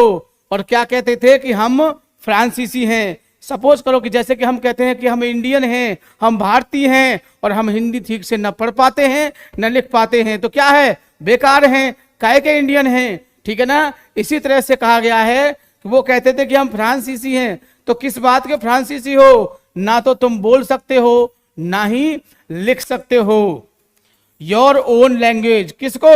अपनी जो मातृभाषा है, अपनी जो मदर टंग है, ना तो तुम उसको लिख सकते हो ना ही पढ़ सकते हो, तो किस तरह से तुम फ्रांसीसी हुए? But you are not the worst, लेकिन you are not the worst, तुम भी बुरे नहीं थे। किसने कहा? यहां पर ये एम हेमन ने कहा है कि तुम भी बुरे नहीं थे।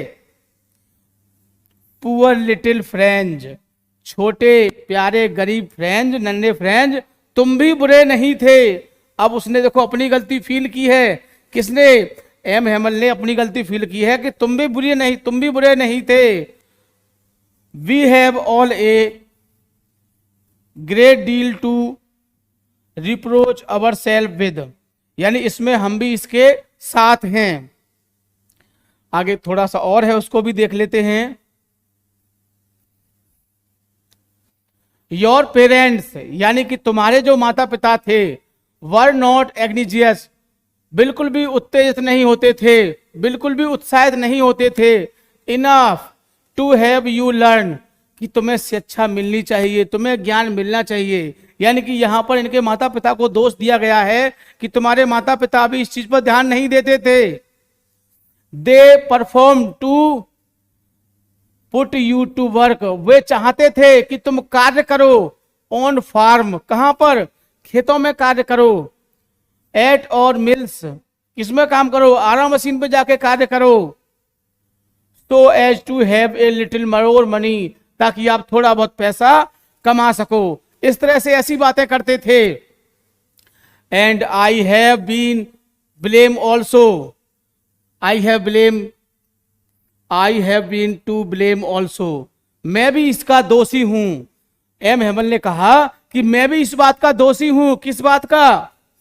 कि have I not often sent you water my flowers, कि मैं तुमको भेज दिया करता था। कहां भेज दिया करता था? वाटर, पानी देने के लिए। किसमें? फूलों में। यानी कि जब पढ़ाने का समय होता था उस समय में क्या करता था? तुमको फूलों में पानी देखने भेज दिया करता था कि जाओ फ्रेंड्स, फूलों में पानी डाल दो, गुलदस्ता में पानी डाल दो। इस तरह से मैं भी तुमको भेज दिया करता था। Instead of learning your lesson, अपने पाठ को समझने की बजाय कहां भेजता था आपको? किसके स्थान पर? फूलों में पानी डालने के लिए भेज दिया करता था। तो मैं भी इसमें दोषी हूं। किसने कहा? एम हेमल ने कहा कि मैं भी इसमें दोषी हूं। किस बात के लिए?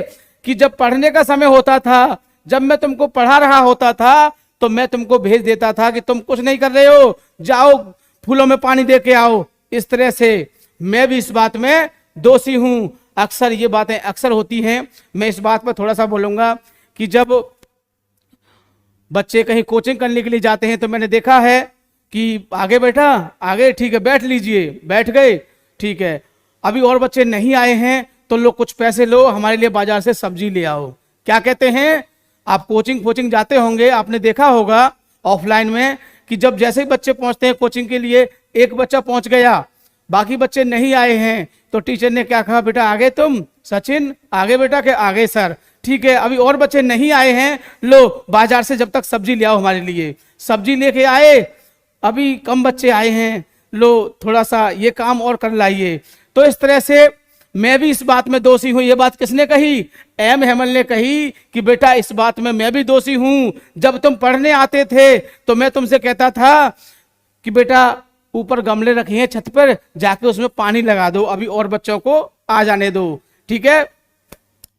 एंड व्हेन, और जब I wanted to go fishing, और जब मैं मछली पकड़ने जाता था, कहां जाता था, मछली पकड़ने, did I not just give U A holiday, तो तुमको क्या देता था, तुमको छुट्टी दे देता था कि बेटा आज तो हम मछली पकड़ने जा रहे हैं और आज आपकी क्या है, छुट्टी है। तो इसमें दोष तुम्हारा भी नहीं, दोष मेरा भी है, क्योंकि मैंने भी आपको इसका शोषण किया है, क्योंकि जब आप पढ़ने आते थे तो मैं आपको काम में लगा देता था। इसी वजह से आप अपनी मदर टंग को नहीं सीख पाए हैं, ठीक है। तो हम ये आपके 8 स्टैंजा कंप्लीट हो चुके हैं। तो आपका 9वां पॉइंट चल रहा है और चैप्टर वही है आपका द लास्ट लेसन। जब चैप्टर वही है तो इसके जो राइटर हैं वो भी सेम होंगे, अल्फोंस डॉडेड। तो बहुत ही बढ़िया तरह से आपको इसको समझना है, और खास करके हमें चैप्टर के जो राइटर हैं उसके बारे में पता होना चाहिए। तो इस चीज़ को हम पहले डिस्कस कर चुके हैं, आपने उसको देख लिया होगा, ठीक है। तो शुरू करते हैं। देन मीन्स क्या होता है, तब, यू नो, ये तो सिंपल वर्ड है, आप जानते होंगे। फ्रॉम वन थिंग यानी कि पहली बात, वन थिंग पहली बात, टू अनदर थिंग और दूसरी बात, यानी कि पहली बात और दूसरी बात। अदर मीन्स क्या होता है, दूसरी। तो पहली और दूसरी बातें। आगे क्या है, M Hamel went on talk of the French language, यानी कि जो एम हेमल थे वो पहली बात, फिर दूसरी बात, इसके बाद यानी कि उसी के बारे में बातें कर रहे थे। किसके बारे में, जो हमारी फ्रेंच लैंग्वेज थी। कौन सी, जो हमारी फ्रेंच लैंग्वेज थी, उसी के बारे में वो बातें कर रहे थे। पहले एक बात कहना, फिर दूसरी बात कहना, किसके बारे में, फ्रेंच लैंग्वेज के बारे में, ठीक। सेइंग, उन्होंने कह रहे थे that it was the most beautiful language in the world, यानी वो क्या कह रहे थे, सेइंग कह रहे थे दैट की it was the most, most माने सबसे अच्छी, क्या है, मोस्ट मीन्स होता है सबसे अच्छी, ब्यूटीफुल लैंग्वेज बहुत ही सुंदर भाषा है, इन द वर्ल्ड संसार की। तो उनका कहना क्या था कि जो आपकी फ्रेंच लैंग्वेज है वो संसार की कैसी है, सबसे सर्वोत्तम भाषा है, सबसे महत्वपूर्ण, सबसे इंपोर्टेंट, सबसे सुंदर भाषा है, ऐसा उन्होंने कहा इसमें, ठीक। द क्लियरेस्ट, और कैसी थी, सबसे स्पष्ट थी। द मोस्ट लॉजिकल, और बहुत ज्यादा कैसी थी, तार्किक। लॉजिकल कैसी होती है, तार्किक थी।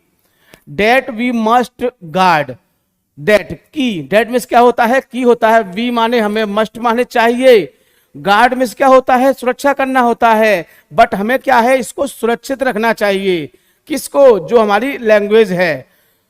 तो दैट वी मस्ट गार्ड, हमें सुरक्षित रखनी चाहिए। इट माने इसे, एमोंग अस, हमें इसे सुरक्षित रखना चाहिए। एंड नेवर फॉरगेट, और कभी भी हमें इसको भूलना नहीं चाहिए। इट बिकॉज, क्योंकि, व्हेन मीन्स जब, ए पीपुल आर एनस्लेव्स, जब कोई व्यक्ति किसी का क्या हो जाता है, गुलाम हो जाता है, दास बन जाता है, नौकर बन जाता है।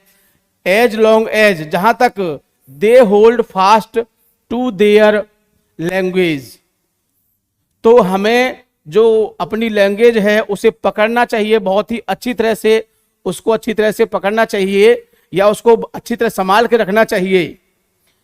It is as they had the key to their prison, किस तरह से, कि दे हैड द की, यानी कि उसके पास क्या होती है, एक चाबी होती है, टू देयर प्रिजन, किसकी, जेल की। इसमें कहा गया है कि अपनी भाषा जो होती है वो किस तरह से होती है, अपनी भाषा का जो हमें बेनिफिट मिलता है किस तरह से मिलता है। जैसे कि मान लीजिए कोई व्यक्ति जेल में बंद है, किस में बंद है, जेल में बंद है, और उस जेल की उस चाबी उसके पास स्वयं है। यानी कोई व्यक्ति क्या है, एक जेल में बंद है और चाबी उसके पास है, तो बताओ क्या वो जेल में बंद है? नहीं, हम नहीं कह सकते हैं कि वह जेल में बंद है। क्यों? कि जब चाबी उसके पास है तो वो कभी भी बाहर निकल सकता है। सेम कंडीशन, जब हमारी अपनी मातृभाषा हमारे साथ होगी, हमारी मातृभाषा पर हमारी पकड़ मजबूत होगी, तो हम क्या कर सकते हैं, हम कहीं भी सुरक्षित रह सकते हैं। तो यही बात है, यानी लेखक का जो भाव है वो यही है कि अपनी जो भाषा होती है वो जेल में बंद एक कैदी की तरह होती है, जिसके पास क्या है, उसकी चाबी है। देन तब he opened a grammar and read us our lesson. Then तब ही ओपनड, वो खोलता है एक ग्रामर, किसको, यानी ग्रामर के बारे में बताता है, एंड रीड अवर लेसन, और अपने पाठ को हमें पढ़ाता है। आई वॉज एमाज्ड, यानी कि मैं कैसा था, मैं आश्चर्यचकित था, मैं भ्रम में था। To see how well I understand, कि मैं किस तरह से अब इसको समझ सकता हूं। इट माने इसे, यानी कि मैं भ्रम में था, मैं चकित था, किस तरह से मैं इसे समझ सकता हूं। ऑल ही सेड, उसने कहा, सीम्ड सो इजी, यानी ये इसे इतनी इजी है, कितनी इजी है, मतलब उसने कहा कि ऐसा प्रतीत होता है, सो इजी, सो इजी, बहुत ज्यादा इजी है, बहुत ज्यादा सरल है। आई थिंक, मैं सोचता हूं, टू भी, इसके बारे में भी सोचता हूं कि क्या है, कि ये बहुत ही सरल है। That I had never listen so carefully,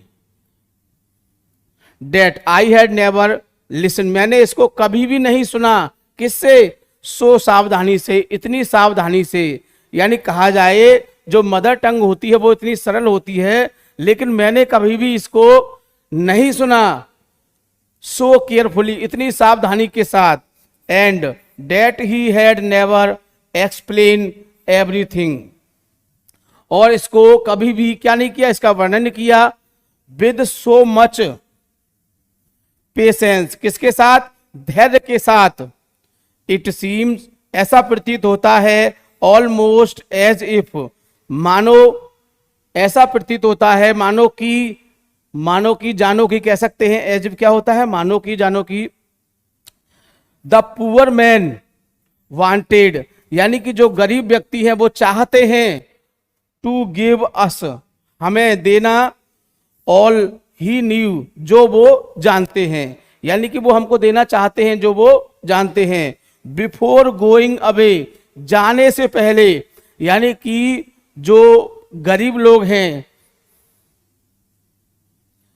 poor man, poor man यहां किसको कहा गया है, यहां पर पुअर मैन एम हेमल को कहा गया है, क्योंकि एम हेमल जो थे वो एक अध्यापक थे, वो शिक्षा देना चाहते थे। तो उनका कहने का मतलब था कि अब क्या है, अब यहाँ पर जर्मनी का शासन हो गया है और अब यहाँ पर जर्मन भाषा ही आपको पढ़ाई जाएगी। तो उनका कहना था कि जो कुछ आपको हमसे लेना है आप ले सकते हो, नहीं तो फिर हम यहाँ से क्या होगा, हम यहाँ से चले जाएंगे। हमारे जाने से पहले यदि आप कुछ लेना चाहते हो तो ले सकते हो। And to put it all into our heads at one stroke, और फिर क्या होगा, हमें या हमारे मस्तिष्क को रोक दिया जाएगा। ठीक है ना। तो इस तरह से बहुत ही आसानी से आप इसको पढ़ सकते हैं। 2-3 बार अच्छी तरह से इसको आप पढ़ना ताकि आपकी समझ में आ सके। और इसको ज़्यादा इतना गहराई से भी कोई जरूरी नहीं है, क्योंकि एग्जाम में सिर्फ long question and short questions आते हैं। कहीं इसका ऐसा कोई क्वेश्चन नहीं आता जैसे कि एक्सप्लेनेशन आना हो, तो थोड़ा दिक्कत होता है, उसको डिटेल में पढ़ना पड़ता है हमको ज़्यादा। लेकिन अब आपको यदि इसकी कुछ तरह से आपको, यानी कि आपको 50% भी अगर आपको इसके वर्ड का मीनिंग और इसका अर्थ आपको याद रहा तो आप उस आंसरों को बहुत ही आसानी से कर सकते हैं। अगला है आपका दसवां पार्ट है इसका, और हमने आपको बताया था टोटल जो पार्ट हैं इसके 12 पार्ट हैं जिनको बहुत ही अच्छी तरह से समझना है। ठीक है, तो आगे देखते हैं 10वां पार्ट इसका। आफ्टर द ग्रामर, यानी ग्रामर के बाद, यानी ग्रामर पढ़ने के बाद क्या हुआ, we had a lesson in writing, यानी कि एक लिखने का पाठ कराया गया, एक लिखने का पाठ शुरू हो गया। डेट दे, उस दिन, एम हेमल हैड, जो हमारे एम हेमल थे, जो टीचर थे, न्यू कॉपीज फॉर अस, हमारे लिए कुछ नई कॉपीज लाए थे, नई कॉपी लाए थे। कब, उस दिन, किस दिन, जो लास्ट लेसन उस दिन था, उस दिन जो हमारे टीचर थे M Hamel had new copies, कुछ नई कॉपीज लाए थे, written in a beautiful round hand, और उस पर कुछ राउंड में मतलब गोल आकार में कुछ लिखा हुआ था, फ्रांस अल्सास, फ्रांस अल्सास। तो क्या लिखा हुआ था, इस तरह से ये वर्ड लिखे हुए थे, they looked like little flags, they looked, उन्होंने देखा, लाइक लिटिल फ्लैग, छोटे झंडे, फ्लोटिंग, लहरा रहे थे, एवरीवेयर, हर जगह, यानी हर जगह छोटे छोटे झंडे लहरा रहे थे। इन द स्कूल रूम, कहां पर, जो स्कूल का कमरा था उसमें छोटे छोटे झंडे लहरा रहे थे। हंग फ्रॉम द रोड, जो हंग मिस बंधे हुए थे, क्या है बेटा, हंग मिस बंधे हुए थे, ये हंग हैंग हैंग इस तरह से उसकी सेकंड फॉर्म है इसकी ये, तो वो बंधे हुए थे रॉड से, किससे, रॉड से बंधे हुए थे। At the top our desk, जो हमारी मेज थी उनके ऊपर ये बंधे हुए थे, क्या, जो फ्लैग्स थे, झंडे थे, उनके ऊपर बंधे हुए थे। You ought to have seen how every one set to work, you ought to, तुम्हें चाहिए, टू हैव सीन, देखना चाहिए, हाउ एवरी, किस तरह से, एवरी वन, प्रत्येक, सेट टू वर्क, काम करता है, and how quiet it was, और वो किस तरह से शांत रहता है। The only sound was the scratching of the pens over the paper, तो क्या था, केवल वहां पर आवाज आ रही थी, किसकी आवाज आ रही थी, बिल्कुल माहौल शांत था। जो स्क्रैचिंग होती है पेन की, जैसे पेन से लिखते हैं, तो क्या था, उसी की आवाज आ रही थी सिर्फ, और कोई कुछ ही आवाज नहीं थी, बिल्कुल भी सब कुछ शांत था, लेकिन किसकी आवाज आ रही थी, पेन की। वंस, एक बार, सम बीटल्स फ्लू, वंस, एक बार, कुछ बीटल्स में से होते हैं आपके, जो भंवरा होता है, भ्रंग कहते हैं इसको, तो भंवरे जो थे फ्लू उड़ रहे थे इन इट में, यानी कि उसमें भंवरे उड़ रहे थे। But nobody paid any attention, लेकिन इस पर कोई भी ध्यान नहीं दे रहा था, यानी कि भंवरे उड़ रहे थे उधर, लेकिन उस पर कोई भी ध्यान नहीं दे रहा था। To them, not even the littlest ones who worked right in tracking their fish hooks, और जो छोटे बच्चे थे, not even the littlest ones, जो छोटे बच्चे थे, हु वर्कड, कार्य कर रहे थे, right on tracking their fish hooks, यानी कि जो मछली के जो कांटे होते हैं उनको बनाने की प्रैक्टिस कर रहे थे। एज इफ, मानो, डेट वाज फ्रेंच, जैसे कि वो फ्रेंच भी थे एक तरह से। On the roof the pigeons cooked berry, और छत पर क्या थे, जो कबूतर होते हैं उनकी आवाज थी, आवाज आ रही थी, लो, कभी धीमी। एंड आई थॉट, और मैंने सोचा, माई सेल्फ, स्वयं, तो मैंने फिर स्वयं में सोचा, will they make them sing a German, तो क्या सोचा कि जो कबूतर हैं, जो गुटरगु कर रहे हैं, जो उनकी आवाज है, वो किसकी आवाज है, तो वो फ्रेंच की आवाज है, यानी वो भी फ्रेंच में बोल रहे थे। Will they them sing in German, यानी कि क्या थे, वो भी जर्मन में गा रहे थे। इवन द पिजन्स, जो कबूतर हैं वो भी किसमें थे, यानी कि ऐसा है, लेखक का भाव इसमें क्या है, उसका कहने का मतलब है कि जब दूसरे देश का हमारे ऊपर अधिकार हो जाएगा तो हमारे यहाँ के जो पशु पक्षी हैं, यानी कहा जाए तो उनकी भी जो लैंग्वेज होगी वो कैसी होगी, वो भी जर्मन होगी, वो भी विदेश की तरह होगी। इसीलिए हमें अपना जो अपनी मदर टंग है उसको हमें बचाना है, उसको अच्छी तरह से ध्यान रखना है, उसको संभाल के रखना है, ताकि भविष्य में यदि हमको उसकी ज़रूरत पड़े तो वही हमारे काम आएगी जो मदर टंग होती है। विदेशी भाषा इतने काम नहीं आएगी। ठीक, तो शुरू करते हैं, आपका जो 11वां पार्ट है उसको शुरू करते हैं।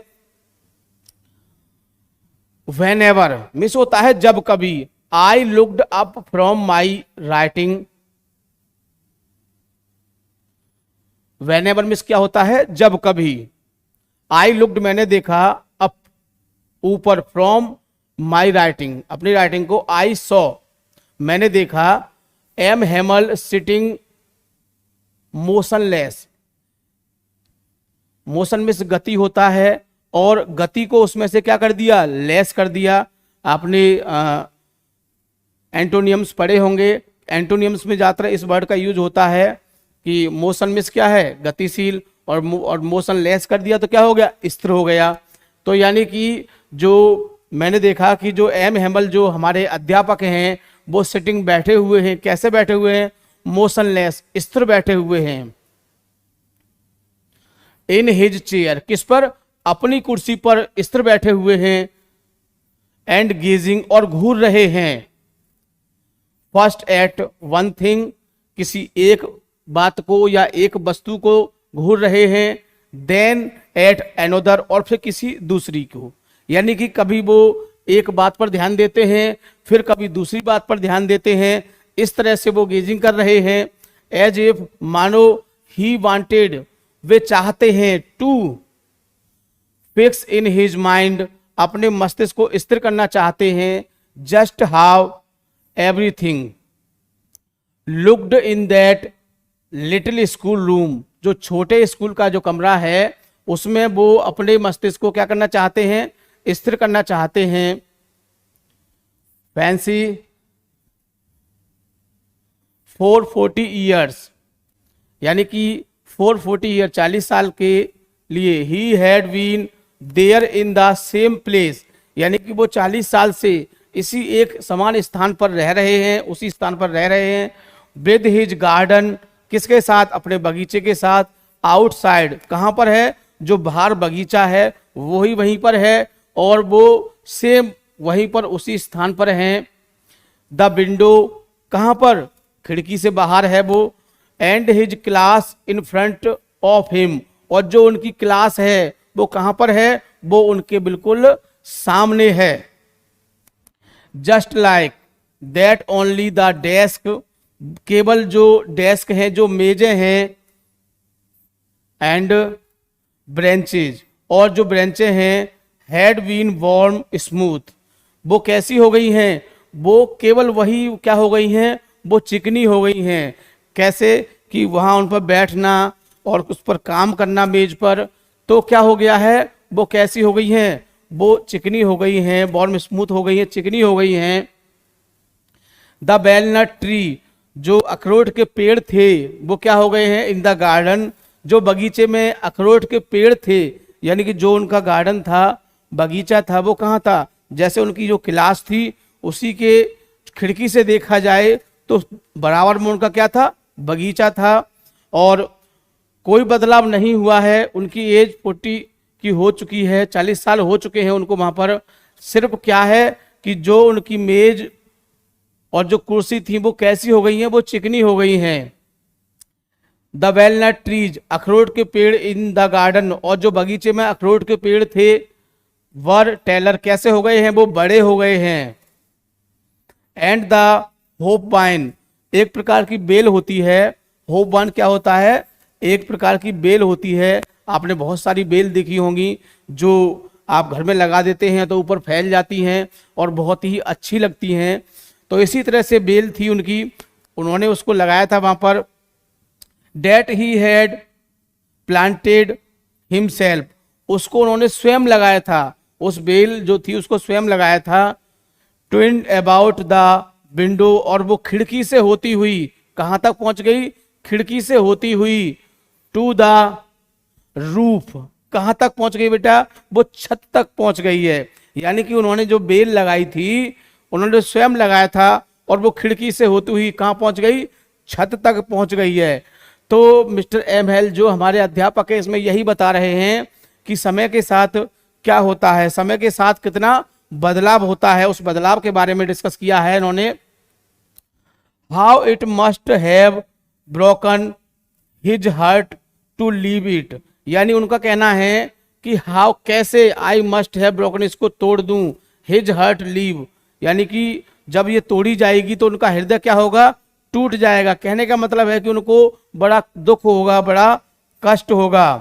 पुअर मैन, गरीब व्यक्ति, यानी कि बेचारे जो अध्यापक जो टीचर हैं उनको गरीब कहा गया है यहाँ पर, क्योंकि वो इस समय असहाय हैं। क्या है, असहाय हैं, कुछ नहीं कर सकते हैं, क्योंकि जर्मन सेना आ जाएगी और उनको वहां से भगा दिया जाएगा। इस तरह से उनको यहाँ पर पुअर मैन कहा गया है।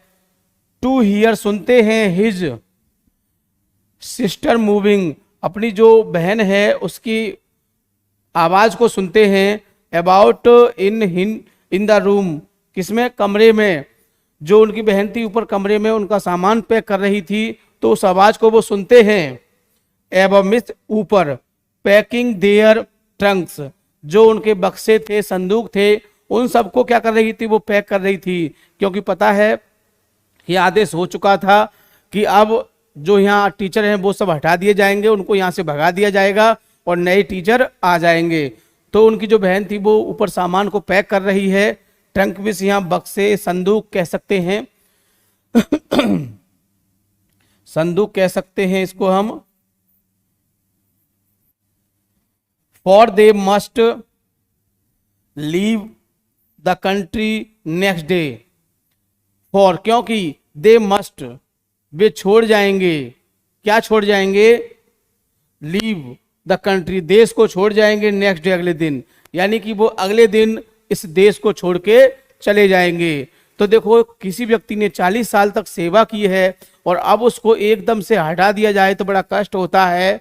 तो उसी बात को इसमें प्रस्तुत किया गया है, बहुत ही अच्छी तरह से हमने इसको आपको बताया। आप इसको बहुत ही बढ़िया तरह से पढ़ेंगे, 2-3 बार वीडियो को देख लेना। मैं गारंटी देता हूं कि पूरे चैप्टर की समरी आपके दिमाग में आ जाएगी, जिसको आप कभी भी वर्णन कर सकते हैं।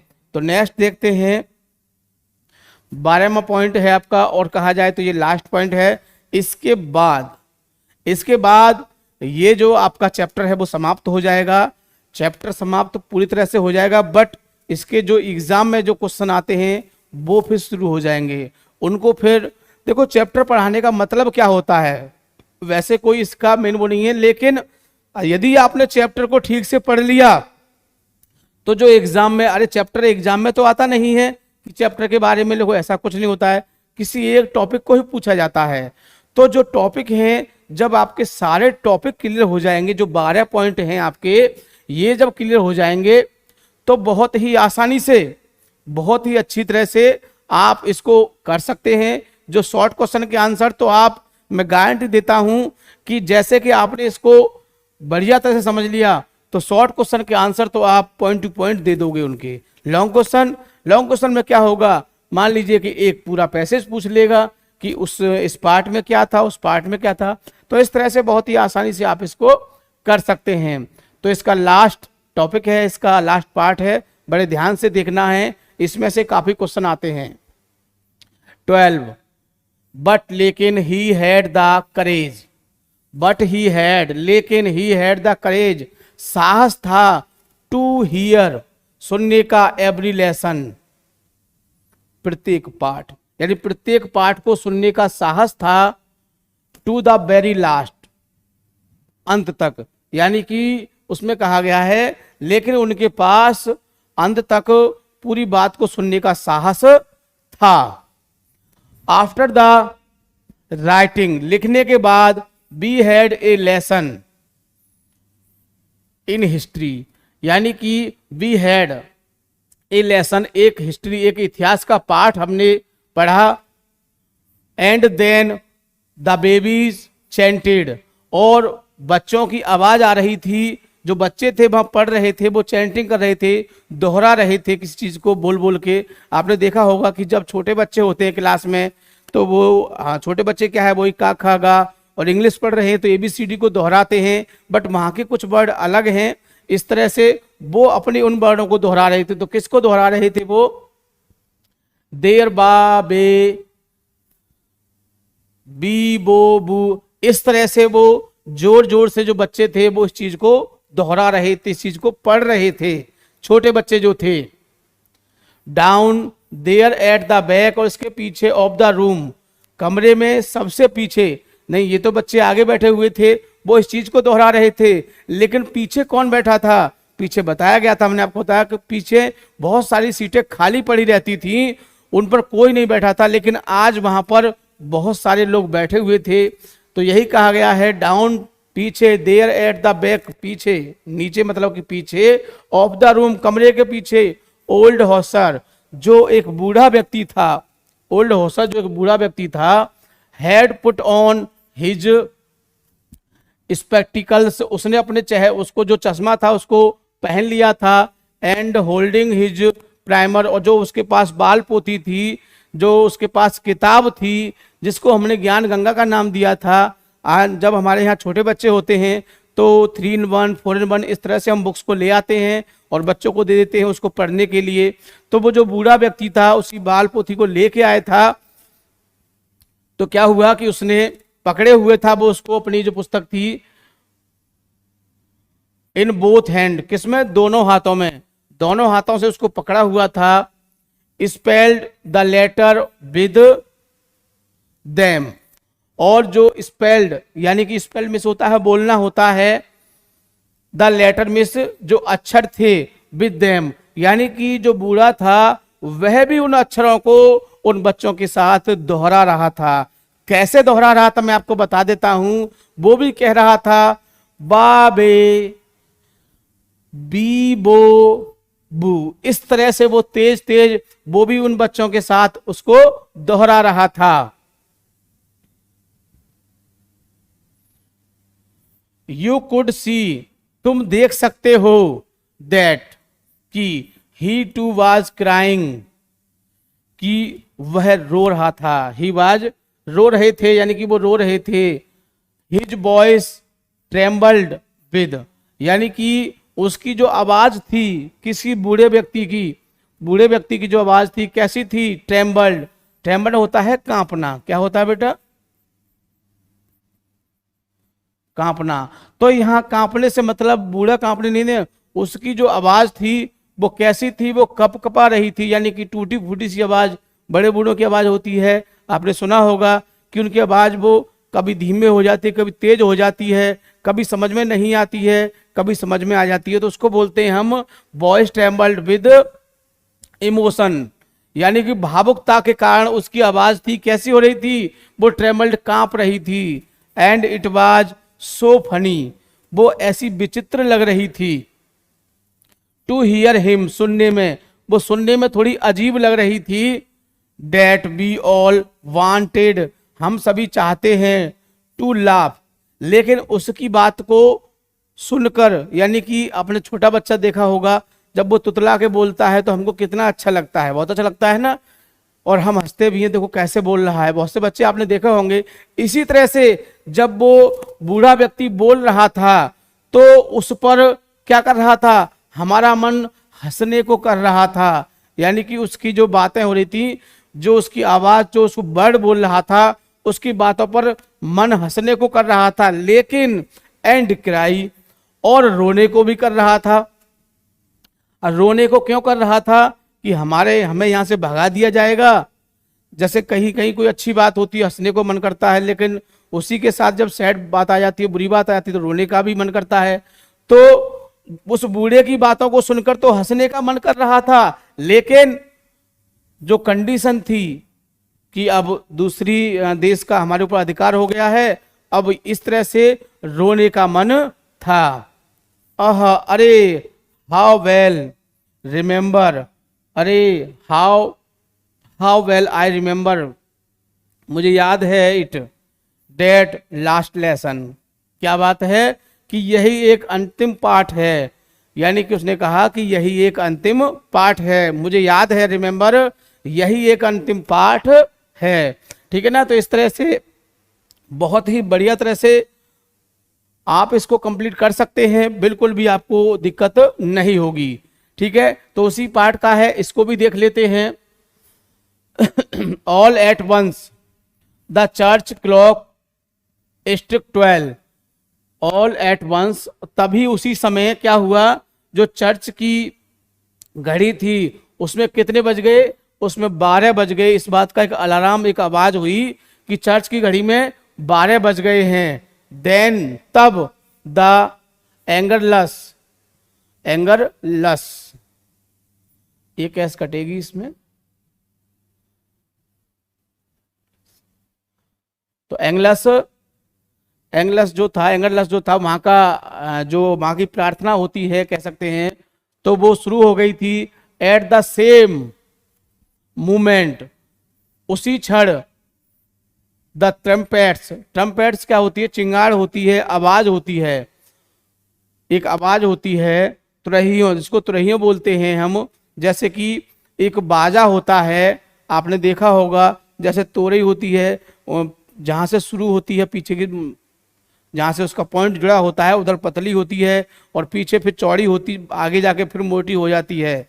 तो उसकी शेप कैसी थी, जो एक बाजा होता है, आपने देखा होगा शादी में हम बजाते हैं कि ऊपर से तो वो छोटा सा पतला होता है और आगे जाके फिर उसका मुंह बहुत बड़ा हो जाता है, तो उसको तुरहियों बोलते हैं उसको। तो क्या था, उस तुरहियों की आवाज आ रही थी, मतलब कि अब जो देश पे उस पर शासन हो चुका था अदर कंट्री का, तो वो अपनी खुशी का इजहार कर रहे थे। तो एट द सेम टाइम, उसी समय, movement, the trumpet of the Prussians, तो प्रूसियंस के जो तुरहियों की आवाज थी वो आ रही थी, उनके खुशी के बाजे बज रहे थे, ऐसा कह सकते हैं कि वो खुशी के मारे बाजे बजा रहे थे। रिटर्निंग फ्रॉम ड्रिल, जो अभ्यास से लौट रहे थे, यानी कि जो ड्रिल से लौट रहे थे अभ्यास करके, तो वो बिगुल बजा रहे थे। साउंडेड अंडर आवर विंडोज, तो जो वो आवाज थी उनकी, जो साउंड था वो कहां से आ रहा था, वो खिड़की के अंदर से वहां पर आ रहा था। M Hemal stood up, M Hemal खड़े हो गए। वेरी पील, वो बहुत ज्यादा पीले पड़ चुके थे। अब आपको पता होगा कि किसी व्यक्ति से उसकी पदवी छीन ली जाए, उसके पद को छीन लिया जाए, तो क्या होगा, उसे कष्ट होगा, नहीं होगा। और बेचारा पीला पड़ गया था। पीला पड़ने से मतलब ये नहीं है कि वो वैसे पीले हो गए थे, पीले का मतलब है कि यहाँ पर क्या थे, वो बहुत ज्यादा सैड थे, आई मीन बहुत ज्यादा दुखी थे। तो दुख के कारण क्या होता है, व्यक्ति का चेहरा जो होता है वो पीला पड़ जाता है। In his chair, in his chair, यानी अपनी कुर्सी से क्या हुआ, वो खड़े हो गए। I never saw him look so tall, यानी कि आई नेवर सो, मैंने उनको कभी भी इतना उदास नहीं देखा था। My friend sad, my friend, मेरे मित्र सैड, मेरे मित्र ने कहा। ही, आई, क्या कहा, आई, मैं, यानी कि यहां किसके लिए कहा गया है, यहां पर जो एम हेमल हैं वो कह रहे हैं, कुछ कहना चाह रहे हैं, तो बस उन्होंने आई बोला, बट समथिंग चोक्ड हिम, इतना कहकर ही उनकी जो आवाज थी वो रुक गई। यानी कि जो एम हेमल थे उन्होंने कुछ कहा, कुछ कहने की कोशिश की, लेकिन उनका गला रुध गया, यानी कि वो इतने कष्ट में थे, इतने दुखी थे कि कुछ कह नहीं सके और बीच में ही रुक गए। He could not go on, और फिर वो ज्यादा नहीं कुछ कह सके, कुछ बोल ही नहीं सके। देन तब, he turn to the blackboard, फिर वो उस ब्लैक बोर्ड की तरफ मुड़े, मतलब जो कह रहे थे वो कुछ नहीं कह सके, उनका गला रुंध गया, मतलब कि इतने दुखी थे कि कुछ कह नहीं सके वो। फिर वो ब्लैक बोर्ड की तरफ गए, टुक ए पीस ऑफ चौक, और फिर उन्होंने एक चौक का टुकड़ा लिया। किसका टुकड़ा लिया? एक चौक का टुकड़ा लिया, और क्या कहा? And bearing on with all his might, and bearing on with all his might he wrote as large he could by la France. तो क्या कहा? And bearing on the with all his might, पूरी शक्ति के साथ, उन्होंने पूरी शक्ति के साथ कहा, पूरी ताकत के साथ कहा। ही रोट, उन्होंने लिखा। क्या लिखा? एज लार्ज, जितना बड़ा। ही कुड, वो लिख सकते थे। मतलब चौक लिया और बोर्ड पर पूरी तरह से बहुत ही बड़े बड़े अक्षरों में लिखा। क्या लिखा? बाय ला फ्रांस, यानी कि इसका मतलब होता है फ्रांस जिंदाबाद। क्या होता है? फ्रांस जिंदाबाद। तो इस तरह से उन्होंने ब्लैक बोर्ड लिखा, ब्लैक बोर्ड पर लिखा, कुछ कह नहीं सकते थे। देन, तब, देन मीन्स क्या होता है? तब। He stopped and lean his head against the wall. उसके बाद फिर क्या हुआ? उसके बाद वह रुक गए, एंड लीन, और झुक गए, हिज हेड, अपने सिर के बल, सिर के बल झुक गए, अगेंस्ट द वॉल, किसके? दीवार पर। जैसे कि मान लो ये बोर्ड है और इसके ऊपर इस तरह से वो झुक गए, इस तरह से सिर को लगा लिया उस दीवार से, इस तरह से दीवार से सर लगा लिया, इस तरह से वो झुक गए। एंड विदाउट ए वर्ड, बिना कुछ भी शब्दों के कहे, he made a gesture to us with his hand, और फिर उन्होंने इशारा किया। क्या किया? फिर उन्होंने इशारा किया, किसकी तरफ? फिर उन्होंने बोर्ड की तरफ इशारा किया। He made a gesture to with his hand, किससे? अपने हाथ से इशारा किया। स्कूल इज डिसमिस्ड, यानी कि स्कूल अब समाप्त हो चुका है, स्कूल अब पूरा हो चुका है, स्कूल अब समाप्त हो चुका है। यू मे गो, आप जा सकते हो, स्कूल अब समाप्त हो चुका है, आप जा सकते हो। इस तरह से ये जो चैप्टर है आपका द लास्ट लेसन, ये समाप्त होता है। तो देखो बहुत ही अच्छा चैप्टर है, इसको बहुत ही बढ़िया तरह से आप इसको समझोगे, वीडियो को बार बार देखोगे। देखो हमने इसको पार्ट में क्यों कराया? क्योंकि यदि हम इसको एक बार में ही करा देते तो आप इसको ठीक प्रकार से नहीं समझ पाते, लेकिन पाठ के रूप में थोड़ा थोड़ा आप इसको समझ सकते हैं बहुत ही अच्छी तरह से।